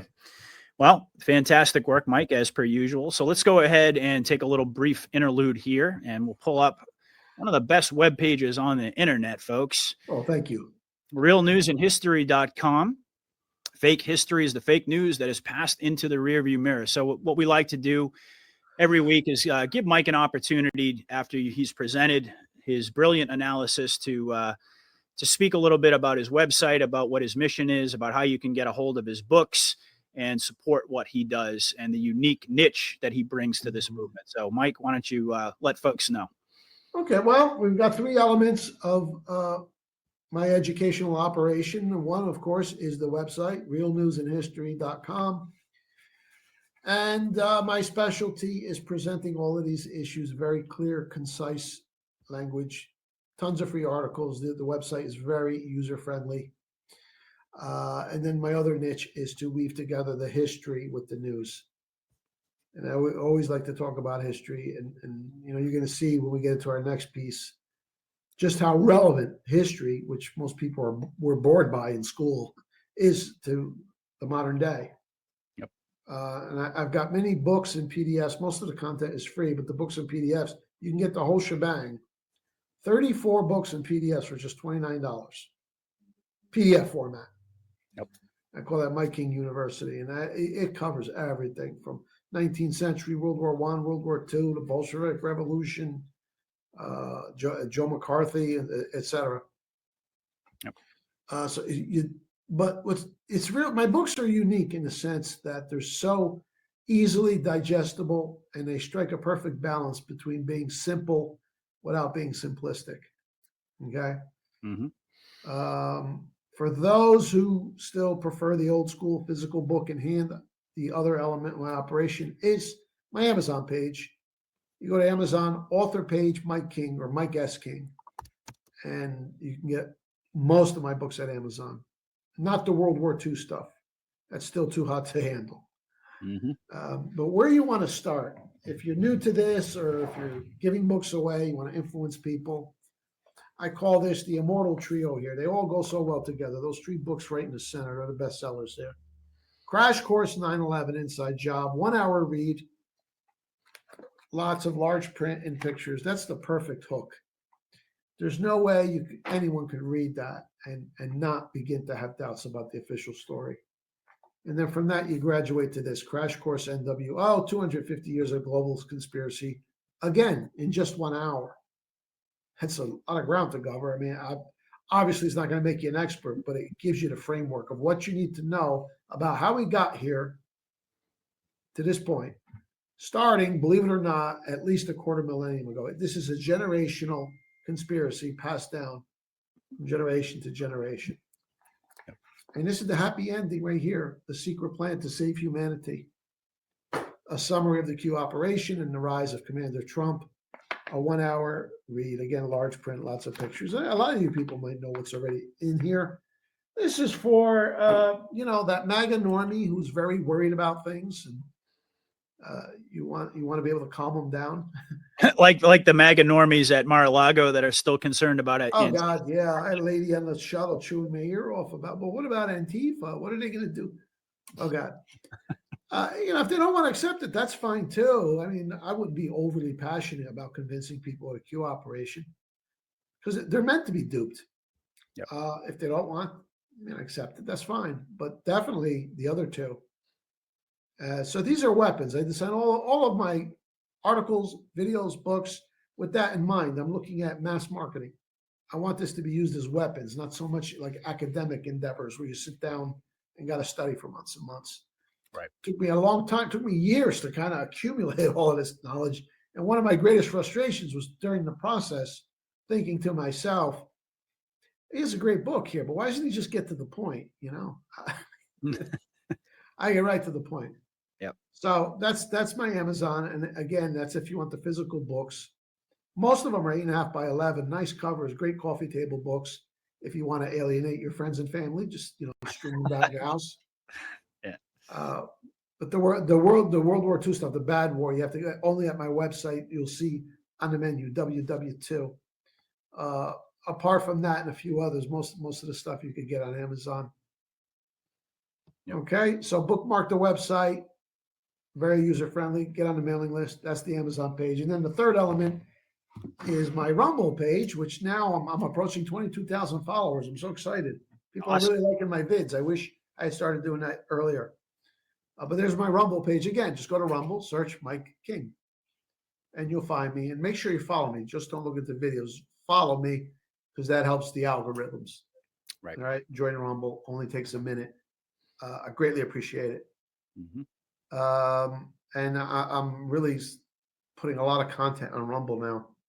And most importantly is this one here, The Rise and Fall of New World Order Cabal.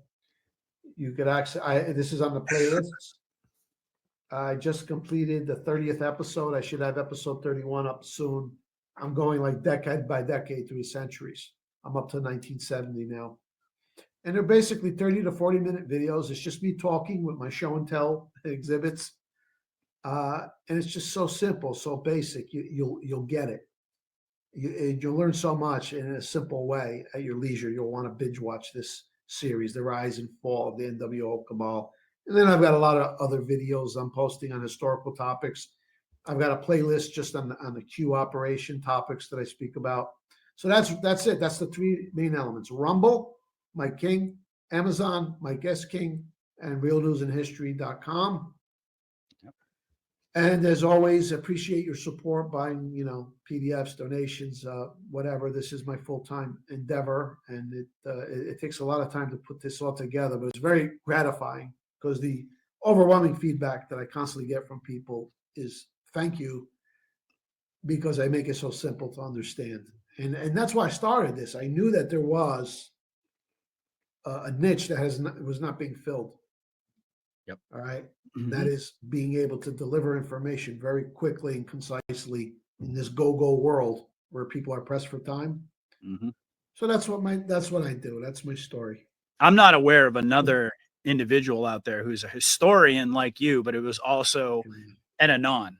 Yeah, out there, but I'm not yeah. aware of them. So Mike Yeah. King is truly, he's one of a kind. So like he said, support him in any possible way you can. Get the books, give them away as gifts. Of course, we got the holidays coming up, so that's always. I'm sure Mike's probably going to run a special around the holidays, I imagine. But he's always running promos. But the reality of the matter is, folks, I mean, come on.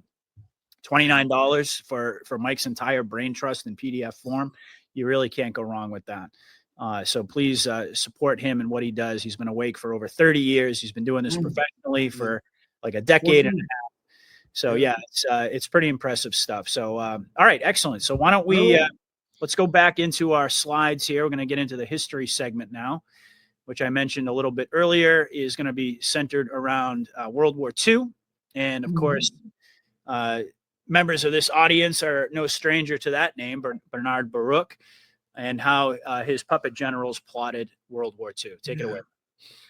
Well, I have been endeavoring to make Bernard Baruch famous for a long time now. Of course, in his day, he was very famous, not as a conspirator, but just as this financier, immensely wealthy financier. All right. But this story also has contemporary applications, because I like to say that Bernard Baruch was the George Soros of his day on steroids. Bigger than Soros. His political influence was immense and left a lasting imprint, not just on this country, on the world. There's no exaggerating the power and the destructive influence of this individual, Bernard Baruch. And these were in the days where all this stuff pretty much went underneath the radar. I mean, in the modern day, people have been talking about George Soros now for over 20 years. Yeah. hasn't necessarily been a household name for that long, but back in those days, I mean, heck, they had a stranglehold on all the information, and individuals like this, the Hidden Hands, the Baruchs, even though they may have been well known, they weren't identified as the operatives that they actually were. Yeah, that's right. Soros didn't have this level of protective cover, especially over the course of the last 20 years. Exactly. But this is just incredible. The power that he wielded, and most truther historians, so-called conspiracy theorists, I mean, they know who Bernard Baruch is, of course. Generally, when they speak of Baruch, it's because of the influence that he wielded over Woodrow Wilson, right, FDR, Churchill. That's at least within our circles, that's more relatively well known. What's less well understood is how he groomed America's generals, top generals. And that's what this piece focuses on. Bernard Baruch's puppet generals helped him to plot World War II. And there's a couple images there. On the left, there's Big Bernie made the careers of generals Dwight D. Eisenhower, and on the right, George Marshall, who were the top two leaders of World War II. Eisenhower, Supreme Allied Commander, Marshall, head of the Army. Yep. Bernard Baruch made them, created them. We're going to talk about how he did that. They were his generals. And, biographies have been written about Bernard. I mean, his power is not unknown or totally concealed. It's just not generally known. But even like legitimate establishment historians, they can't deny the enormous influence that they had. Of course, they portray it as a good thing. Right. He's a great American supporting the war efforts. Mm-hmm. There's more than that. He created the wars, him and his clique. Mm-hmm. Big Bernie, all 6'6" of them. This guy was like the top, one of the top capos or generals, if you will, of the Rothschild Empire.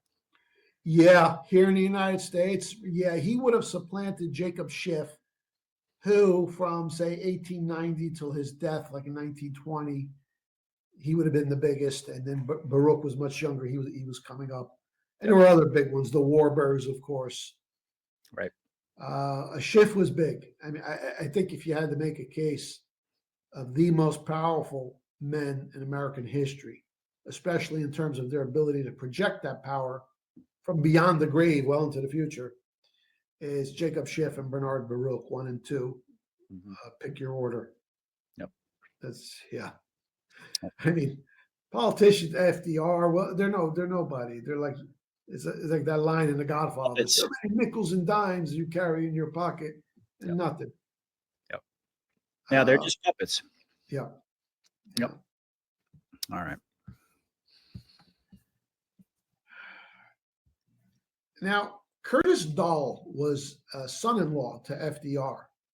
I guess you could say ex-son-in-law. He later got divorced. But he later wrote a book about FDR titled My Exploited Father-in-Law. Of course, he wasn't, I mean, he's being kind. He wasn't exploited. He was owned. FDR was owned. But in the book, Curtis Dahl speaks of Bernard Baruch. And he said that Baruch, during 1912, when they needed to get rid of Taft, put Woodrow Wilson in there, that Baruch brought Woodrow Wilson to New York City Democrat headquarters and, quote, Baruch led Wilson like a poodle on a string. This is pre-Grok. I had somebody who was a little nifty with graphics do this for me. It's Bernard Baruch walking Woodrow Wilson like a poodle on a string. And it was completely true. And we later learned from Baruch's young assistant, Benjamin Friedman, who later turned against the cabal and converted to Catholicism too. He explains that Baruch was the mastermind behind the scam. He went out and recruited Teddy Roosevelt, the ex-president, to run as third party in order to split the Republican vote, and Wilson got elected with just 41% of the vote. Mm-hmm. That was Baruch's deal. Yep. So he totally owned Wilson. And furthermore, Samuel Untermeyer, big shot attorney, was the one who was blackmailing Wilson. They Epsteined him. He had an old girlfriend back in the day. somebody else's wife. So he's cheating on his wife with somebody else's wife. Real scumbag. Back in those days, that stuff came out. You're done. Right. So they had Woodrow Wilson by the balls. He was their man. Mm-hmm. Bernard Baruch owned Woodrow Wilson totally, both in terms of making his career and also that whole greasy bunch. They had the Epstein Island type dirt on him. So same play. Stuff of maneuvering, it goes way back. Oldest trick in the book. Yep, same playbook, but it just got more more updated as times went on. It was a more expansive operation with Epstein, but once they've got you, and they owned them. And I don't know if they set them up or they came to learn about it, but that's how it went down according to Friedman. That Woody liked the ladies and they had the dirt on him.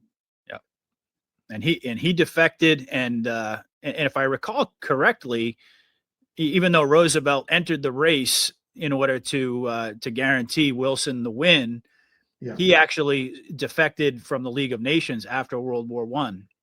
And he actually wasn't in favor. Yeah, he was more loyal to the Anglo-American faction of the mafia. I mean, he was total warmonger and everything, but he didn't want to submit to the League of Nations.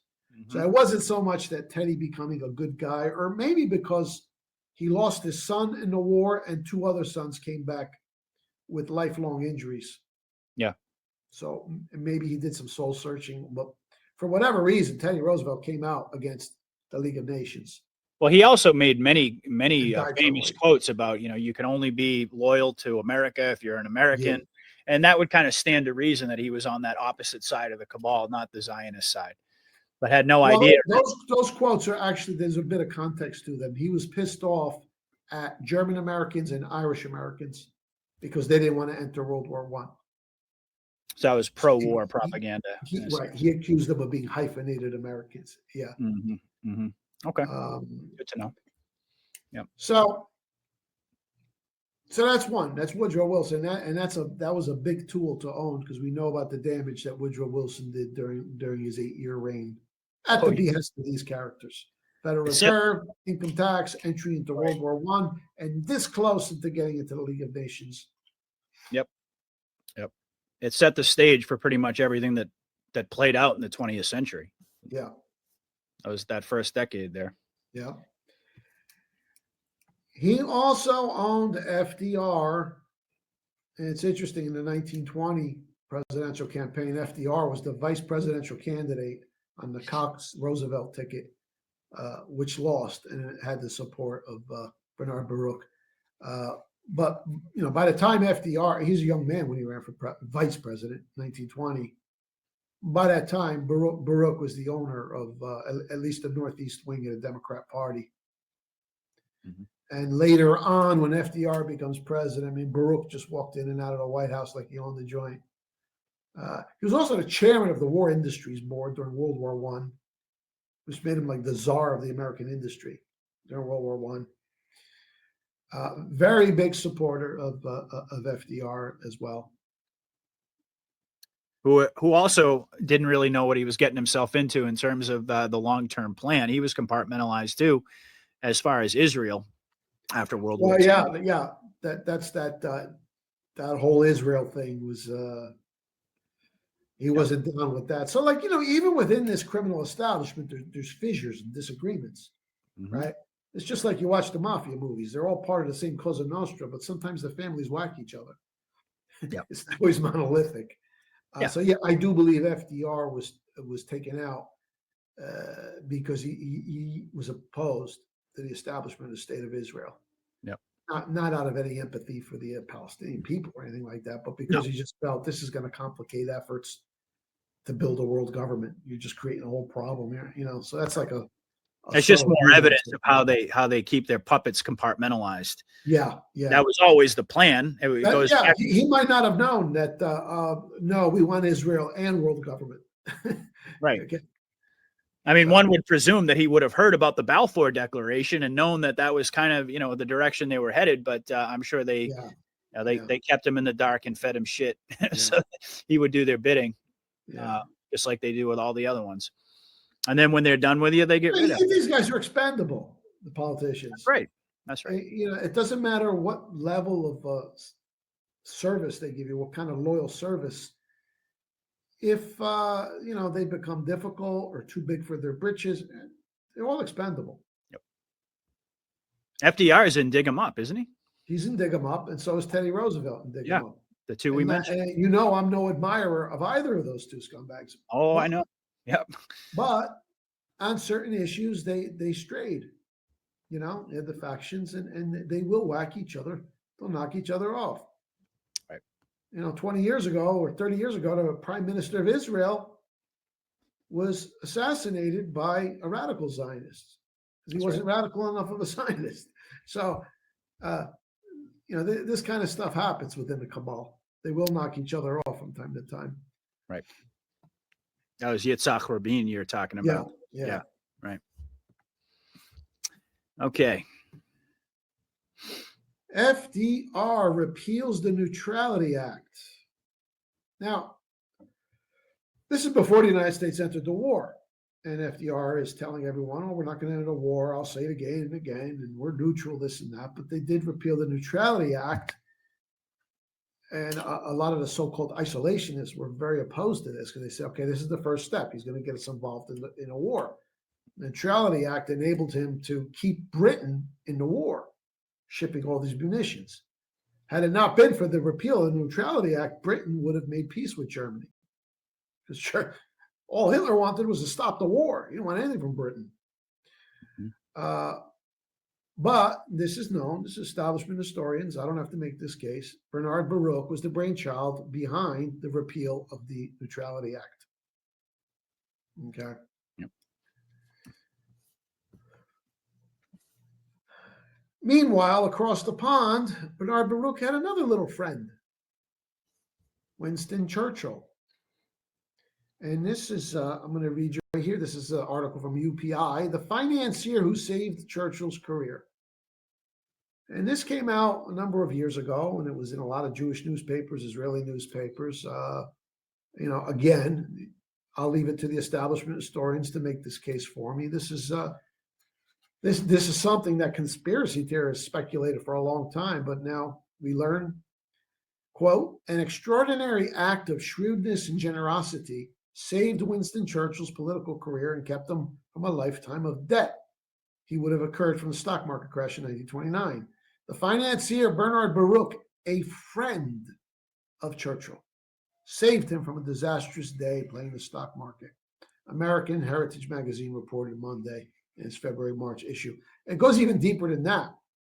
In England, there was a group, David Irving discovered all the receipts on this, it was called the Focus. These were wealthy Jewish financiers, part of the same Baruch clique, and they paid off all of Churchill's debts.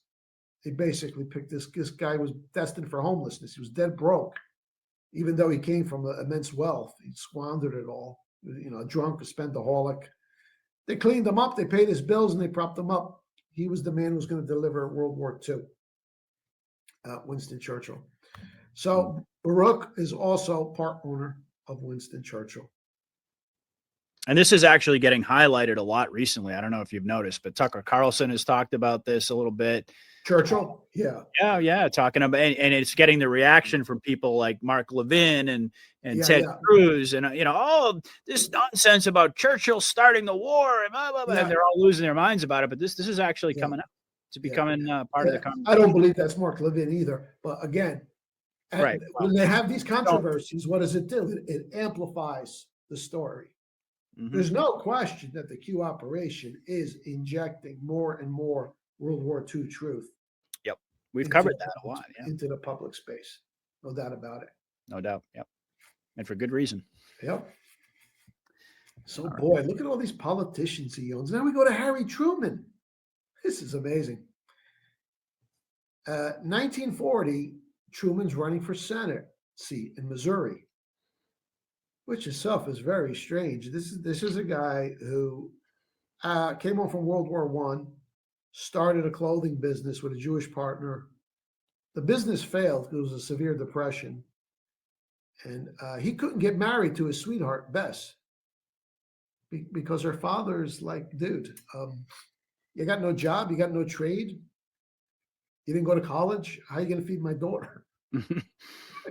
Yeah. So what does Harry do? Well, he gets involved in politics and the Freemasons. And 20 years later, here he is on the cusp of being a United States Senator. It's really incredible. There's so many cases of these people who come from absolutely nothing. They're on their ass, but they've got high ambition. So you've got that combination of low ability and achievement with high ambition. Oh, this is exactly the type of people that the Bernard Baruchs of this world look for. And no moral compass too. That's a key. Yeah, and that too. That's a big one.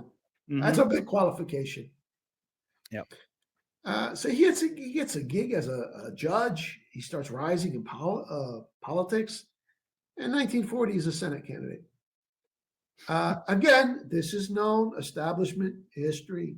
You know, I love when they give us these little truth gems. This way I don't have to make the case. But it's a known fact. At the last minute, this New York City financier injects a ton of money into the Truman campaign and bailed him out. And he got elected senator from Missouri. What is Baruch's interest? He's in New York with some nobody running for Senate in Missouri. Long-term planning. Well, 4 years later, who's on Roosevelt's ticket as vice president? Senator Harry Truman. Isn't that interesting? Yep. Bought and paid for. So he made all these guys. Mm-hmm. He made them. No doubt. Now, whereas this stuff is, comparatively speaking, at least amongst truther, conspiracy theorist, historians, this is more well known. It gets deeper than this. Now we're gonna show. I'm gonna explain how he cultivated his own military leaders, which was key, because you can't just have the political leaders. You got to have the obedient generals in a war.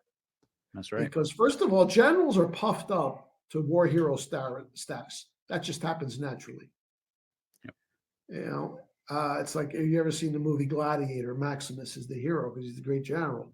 Oh yeah. And the emperor fears him because of that. Because he has the people on his side. He's got the people. He's got the men with guns on his side too. Yeah, right. Exactly. Yeah. They're always a little special of these generals, because ultimately they want the generals to carry out a certain policy during the war. But if the general pushes back, what are you going to do? He's got the men and the guns. Mm-hmm. Truman did fire MacArthur when MacArthur was defying him. But what happened to Harry Truman after he did that? He became so unpopular he couldn't run for president again. That's right. So it's a potentially problematic situation. And they had to kill MacArthur too. The generals are not on same page. Well, Patton, they had to kill him, right?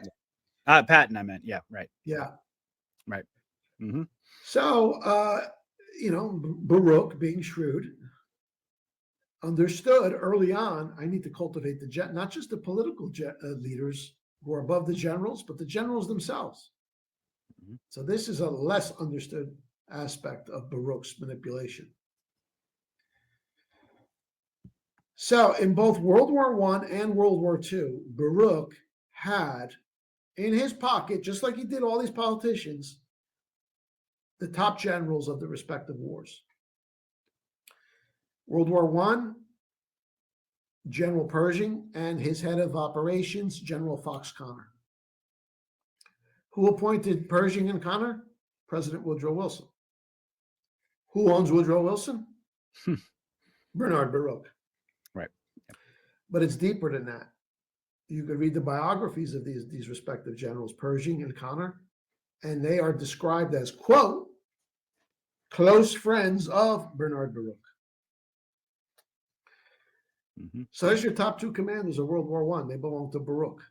And I'm going to get into that a little more deeply. Now you fast forward to World War II, it is your Time magazine cover. Boys, these guys were puffed up as superheroes. George Marshall, who later became Secretary of State, head of the Army. And of course, Supreme Allied Commander Dwight D. Eisenhower, who was leapfrogged over 100 senior officers. This is a guy who was almost kicked out of the Army, by the way. Okay, for some kind of embezzlement type thing. There were like superior officers wanted him out. Pershing saved him. Baruch saved him back in the 20s. So there it is. Your top two commanders in rank, World War I, and your top two in World War II. They were all Baruch's boys, and they all made each other's careers.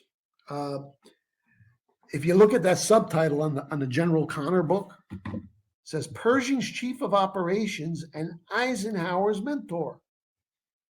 Okay? He also made Marshall. Fox Connor did. They were all hunting buddies of Bernard Baruch. And again, now this is strange because the thing about military men, career military men, especially high office, it's like an insular world that they live in. They generally just associate with themselves. There's a base near my house, Picatinny Arsenal, a few miles away. Sometimes they blow up shit and my windows shake. I'm like, what's going on? But you drive by, it's big complex, all fenced in with barbed wire. And you look on the other end, they got their own parks, lakes, nice homes, little cul-de-sacs. I imagine some of the higher rankers live, and everything is like gated. They live in their own world. Mm-hmm. And from what I'm told, it's like that socially. They generally associate with themselves. It's kind of weird, isn't it? This New York City Jewish financier is, quote, close friends with all four of these gentlemen. All right. Like, how did that happen? They don't really travel. They're hunting buddies. They all go hunting. They hunt ducks at Bernard Baruch's. They go down to, I think he had an estate down in South Carolina. They all go there and they hunt. Why would Bernard Baruch seek? It's just they don't seem like they would have that much in common. It's weird. Yeah. But in all four cases, these men themselves described themselves as close friends, not associates or they knew Baruch because he was on the War Industries Board. No, close friends, and they bonded together as hunting buddies. They like to hunt ducks. All four of these guys. Yeah. Mm-hmm. Interesting. Very interesting. Yeah. Marshall and Eisenhower, they were very close throughout their careers. After World War II, they both became members of the Council on Foreign Relations. Eisenhower, of course, became president. Marshall was Secretary of State under Truman, remained politically active. So these guys had amazing careers. The way they just rose and rose and rose and rose.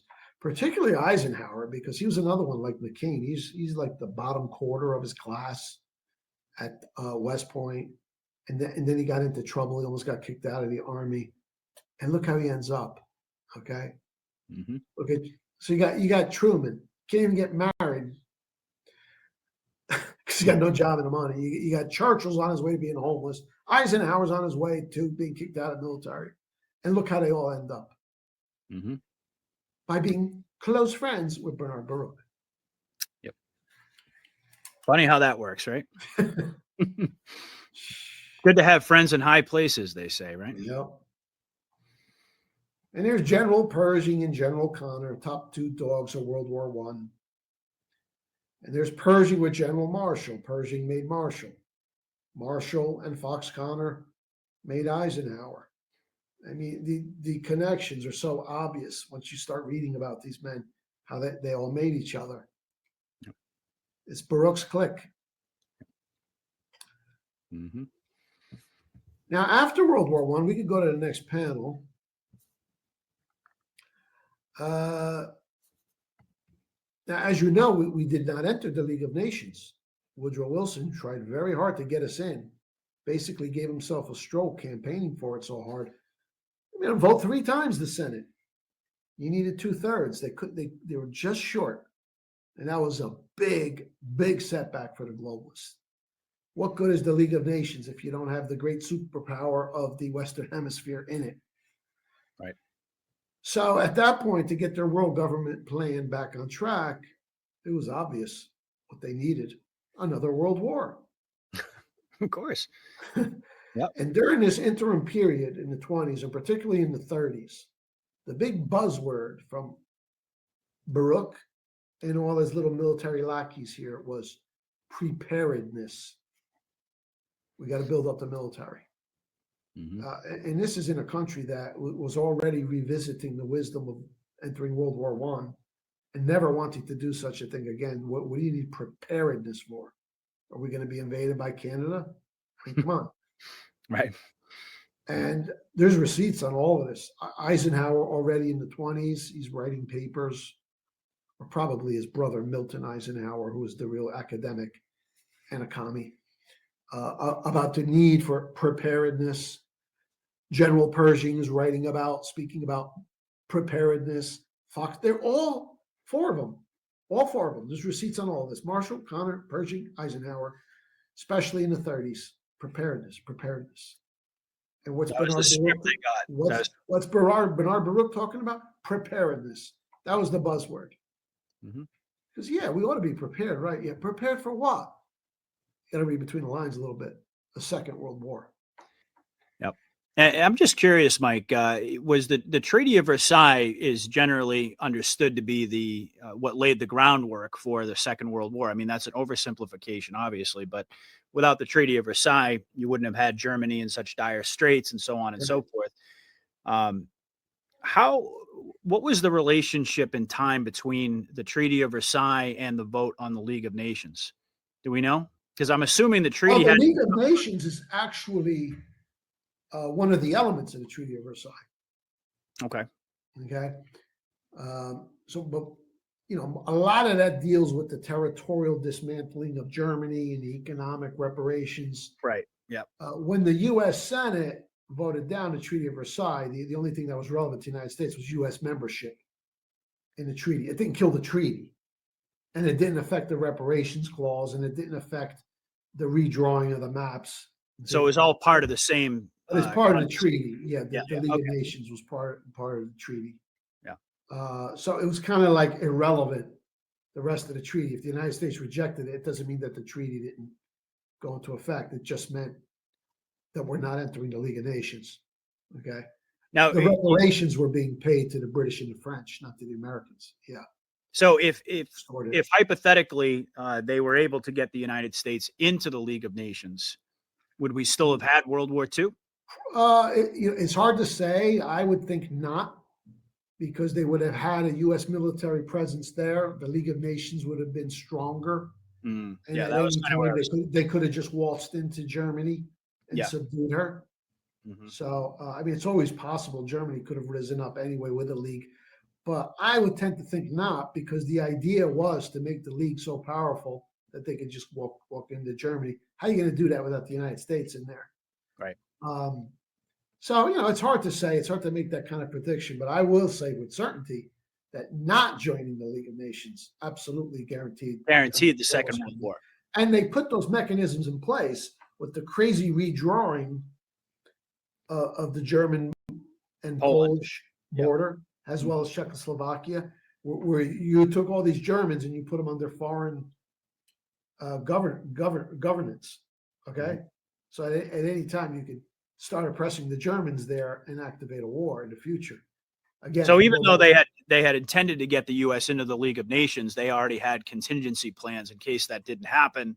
They were setting up their next pool shot, essentially. Yeah, exactly. They always set up the next pool shot. Yeah. Gotcha. So it's I kind of think they would not have been a Second World War, because they could have just. Listen. The thing with the globalists, if they could achieve their geopolitical objectives without bloodshed, they'll do so. Okay. But if a nation is resisting, then they'll resort to war. Right. So they could go either way. So it's hard to say if Germany with the United States in the League of Nations could have still had the Hitler movement and resisted. We don't know. Yeah. But I do know for sure that once that treaty failed, that they had already decided in the 20s. Yep. We need another war. And then the drumbeat began for preparedness. Even back in the 20s, they were talking about preparedness, but that really intensified once Hitler got in there. Right. Preparedness. Yeah. They love their buzzwords, Yeah. Right. Isolationism is another one. We can't be isolationism. We have to have preparedness. Yep. And they were telling you they're preparing you for another war. They just didn't complete the sentence. That's all. Well, people don't take the next step to think, okay, prepared for what? Who's going to attack the United States? What are you preparing for? another war in Europe, obviously. Right. So there's Eisenhower, and they began their relationship in the 20s with Baruch. All one click. Here's George Marshall in later years greeting Bernard Baruch, an older Bernard Baruch. And you could tell by the images of these people with each other. You could tell who's the subordinate and who's the superior. Oh yeah. And there was one case where Eisenhower.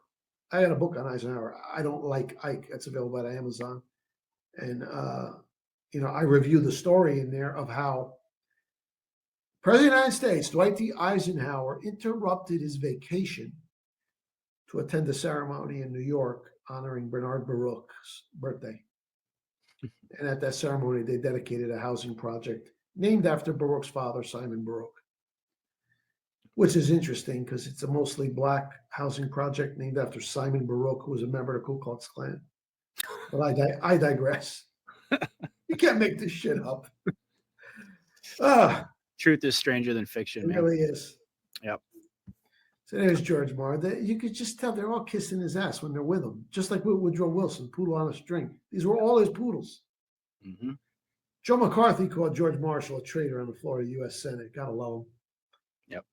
Yeah. And here he is in later. Now this is the early 1950s. Now, mind you, this is the man who rigged the election of 1912. Here he is in the 1950s. He had a very long and distinguished career in service to the New World Order as one of its capos. Yep. He was at this game 45 years. Started in his 30s. I think he might have reached 90. Mm-hmm. But now here is Baruch. This is at the White House with President Eisenhower, who he made, who would have got kicked out of the army if not for Baruch, and Prime Minister Winston Churchill. He became Prime Minister again. He was voted out after World War II, which is interesting. Tells you something about what the British people must have thought of him. But then they created the legend, and 6-7 years later, he's back as Prime Minister. So he's visiting the White House, and there he is with his two wholly owned creations, Eisenhower and Churchill. Yep. These are the receipts, folks. Yeah. Well, those are just images, but lest anyone say that I'm taking images out of context and creating my own narrative, now we get to the actual receipts. And there's plenty more where this came from. These are excerpts from letters exchanged between Bernard Baruch and George Marshall. Look at that date, July 19th, 1939. This is almost 2 months before the German-Polish War breaks out. This is more than 2 years before Pearl Harbor, right? And here's Baruch writing to George Marshall, his friend. Again, very strange. Jewish financier, buddy with all these military guys. As you are aware, or can find out upon inquiry, I did as much as anybody to stir up the action which resulted in the expenditures which are giving the army a part of what they need. Boom. There's Baruch telling Marshall, I got more money for you guys because I own Roosevelt. Why? Why are we spending more money on military in 1939? We're at peace and nobody's threatening us. I know we have not yet a well-balanced program. And as soon as I get on my feet, I'm going to go after it again. He wants more. I was in hopes that we would have a neutrality legislation that would permit the manufacture of airplanes and the export thereof during war. What war? There is no war. So he's telling you right there. He wants to alter the neutrality legislation. Mm-hmm. And this is a year before Roosevelt did just that. I wanted to see a development in this country that our orders alone would not permit. Also, I want the United States to take first place again in quality and quantity. Why? Who are you fighting? There's no enemies. Always remember that the army and you particularly have a friend in me if I could be of any use. And then in his letter, Baruch also mentions that General Pershing had visited him in the hospital. Isn't that special? He had some minor procedure, Baruch, at this time. Mm-hmm. So Mm-hmm. that's it. He wants to spend all this money and make the country the strongest in the world. And repeal the Neutrality Act in order to do so. Neutrality Acts. I mean, the issue of see, he's plotting to take us to war. And this was really the United States was already getting propagandized against Hitler. There was already Right. the drumbeat. Yeah, right. There's the Go drip along. drip against Hitler. And Baruch knows that Churchill's clique, because he owns Churchill, that they're already got the plans in the work to get Poland to pick a fight with Germany, and then Britain and France join the war. They get rid of Neville Chamberlain, and he puts his puppet Churchill in there. Yep. That was the game plan. Yeah. And they executed it to perfection, really. They sure did. They are genius. Yep. They put these chess pieces in place so many years before. Now, Marshall responds to Baruch. And you know, back in the day, like people would save their letters, and then like historians would get a hold of them. It's like you get somebody's papers. I don't know if that's the case so much today with everything electronic, but this is what real archival historians would dig up. But this stuff, remains like in museums and stuff. But thank God for the internet, because now it's all public. Mm-hmm. I mean, to get access to this kind of stuff years ago, it would be impossible. Yep. My dear Mr. Baruch, my dear Mr. Baruch. Again, right there, you see who's the subordinate, right? And who's the master. Yep. And Marshall writes, I have just this moment read your letter of July 19th and learned for the first time of your misfortune in having to undergo a mastoid operation. My full sympathy goes to you, and I am delighted to judge from your letter that you have fully recovered. I have been concerned about General Pershing's health in France, as he had, most confidentially, several attacks. It worries me to have him off in France, even though he seems to be particularly happy there. I am well aware of your important part in stirring up the national conscience to our serious situation last year and the tremendous effect it had on public opinion. He's talking about propagandizing the country that we need more preparedness. Mm-hmm. I do hope I may have an opportunity to talk things over with you personally. And if I'm in New York, I'll try to make an appointment with you in advance. And if you are in Washington, I hope you will lunch with me. I have an invitation to shoot ducks at the mouth of the Mississippi. Now, Fox Connor, he's part of this clique too. He's down in Mississippi and he hunts too. I'm presuming he's talking about going hunting with Fox Connor. These were all hunting buddies. Mm-hmm. It should be to shoot at ducks, but it recalls a very amusing expedition with you. With warm regards and thank you for your letter. Faithfully yours, George Marshall. There's a ton of stuff out there like this. Mm-hmm. These guys are all interconnected and close with Baruch as the master. And kissing his ass. I mean, it's pretty obvious. His ass big time, because they know their positions and their careers came from him. That's right. Totally. Mm-hmm. Crazy. And the next panel, and Baruch is smart. He knew when World War II came, we can't have Pattons and MacArthur's doing their own thing. You can't control these guys. Right. So, is it any surprise? Now at this time, they're particularly Eisenhower. He's nobody at this time. Eisenhower's not even a general at this time. 2.5 years later, he's Supreme Allied Commander of NATO. Wow. There's letters between Eisenhower and Baruch too. There's receipts for all of this stuff. Yep. Love letters. You just read the tone of it. You could tell who the ass kisser is. Yeah, definitely. It's incredible. Definitely. The Supreme Allied Commander of World War II, and later on the Supreme Allied Commander of NATO, kisses somebody's ass. Isn't that amazing? Mm-hmm. Unbelievable. Well, there it is, folks. That was the last one. You mentioned another panel, but that was actually the last one. Okay. So, wow. Amazing research, Mike, as per usual. Thank you so much for this incredible presentation. Hopefully you folks enjoyed it. Again, please hit that thumbs up button. And remember to join Rumble. If you haven't already done that, just take a second. It's free and easy. Take you like 2-3 minutes to do it.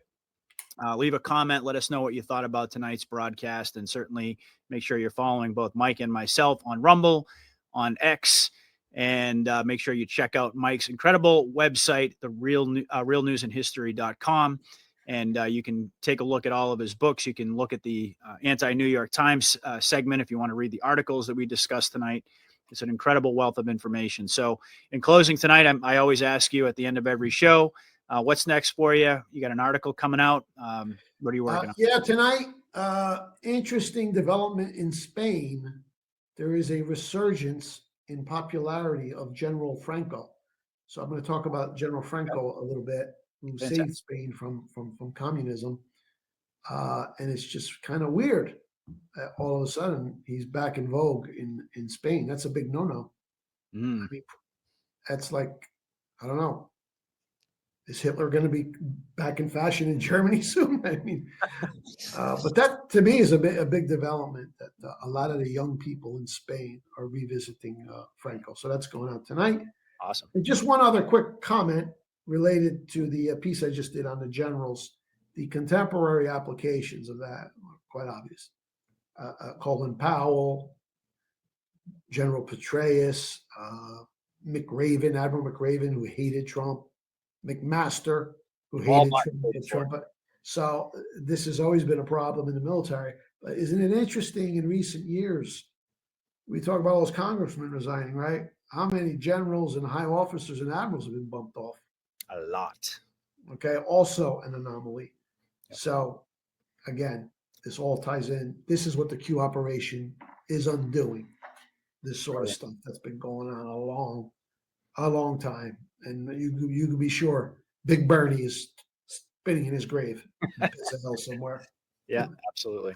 Yeah. All right. Well, that's a wonderful end cap to put on tonight's show. So thank you again, Mike, from realnewsandhistory.com. We're going to be back with you, of course, next Monday. And I'm sure we're going to have a whole slate of new topics to get into. So I'm looking forward to that. And just want to wish everybody a little bit prematurely, but happy Thanksgiving. We got that. It's hard to believe. Really hard to believe that it's Thanksgiving already. I'm going to be doing a show with Dave and Mark over at News Trees, and we're actually going to record it on Wednesday, and we're going to put it out on Thursday, so folks will have something to watch after their turkey feast.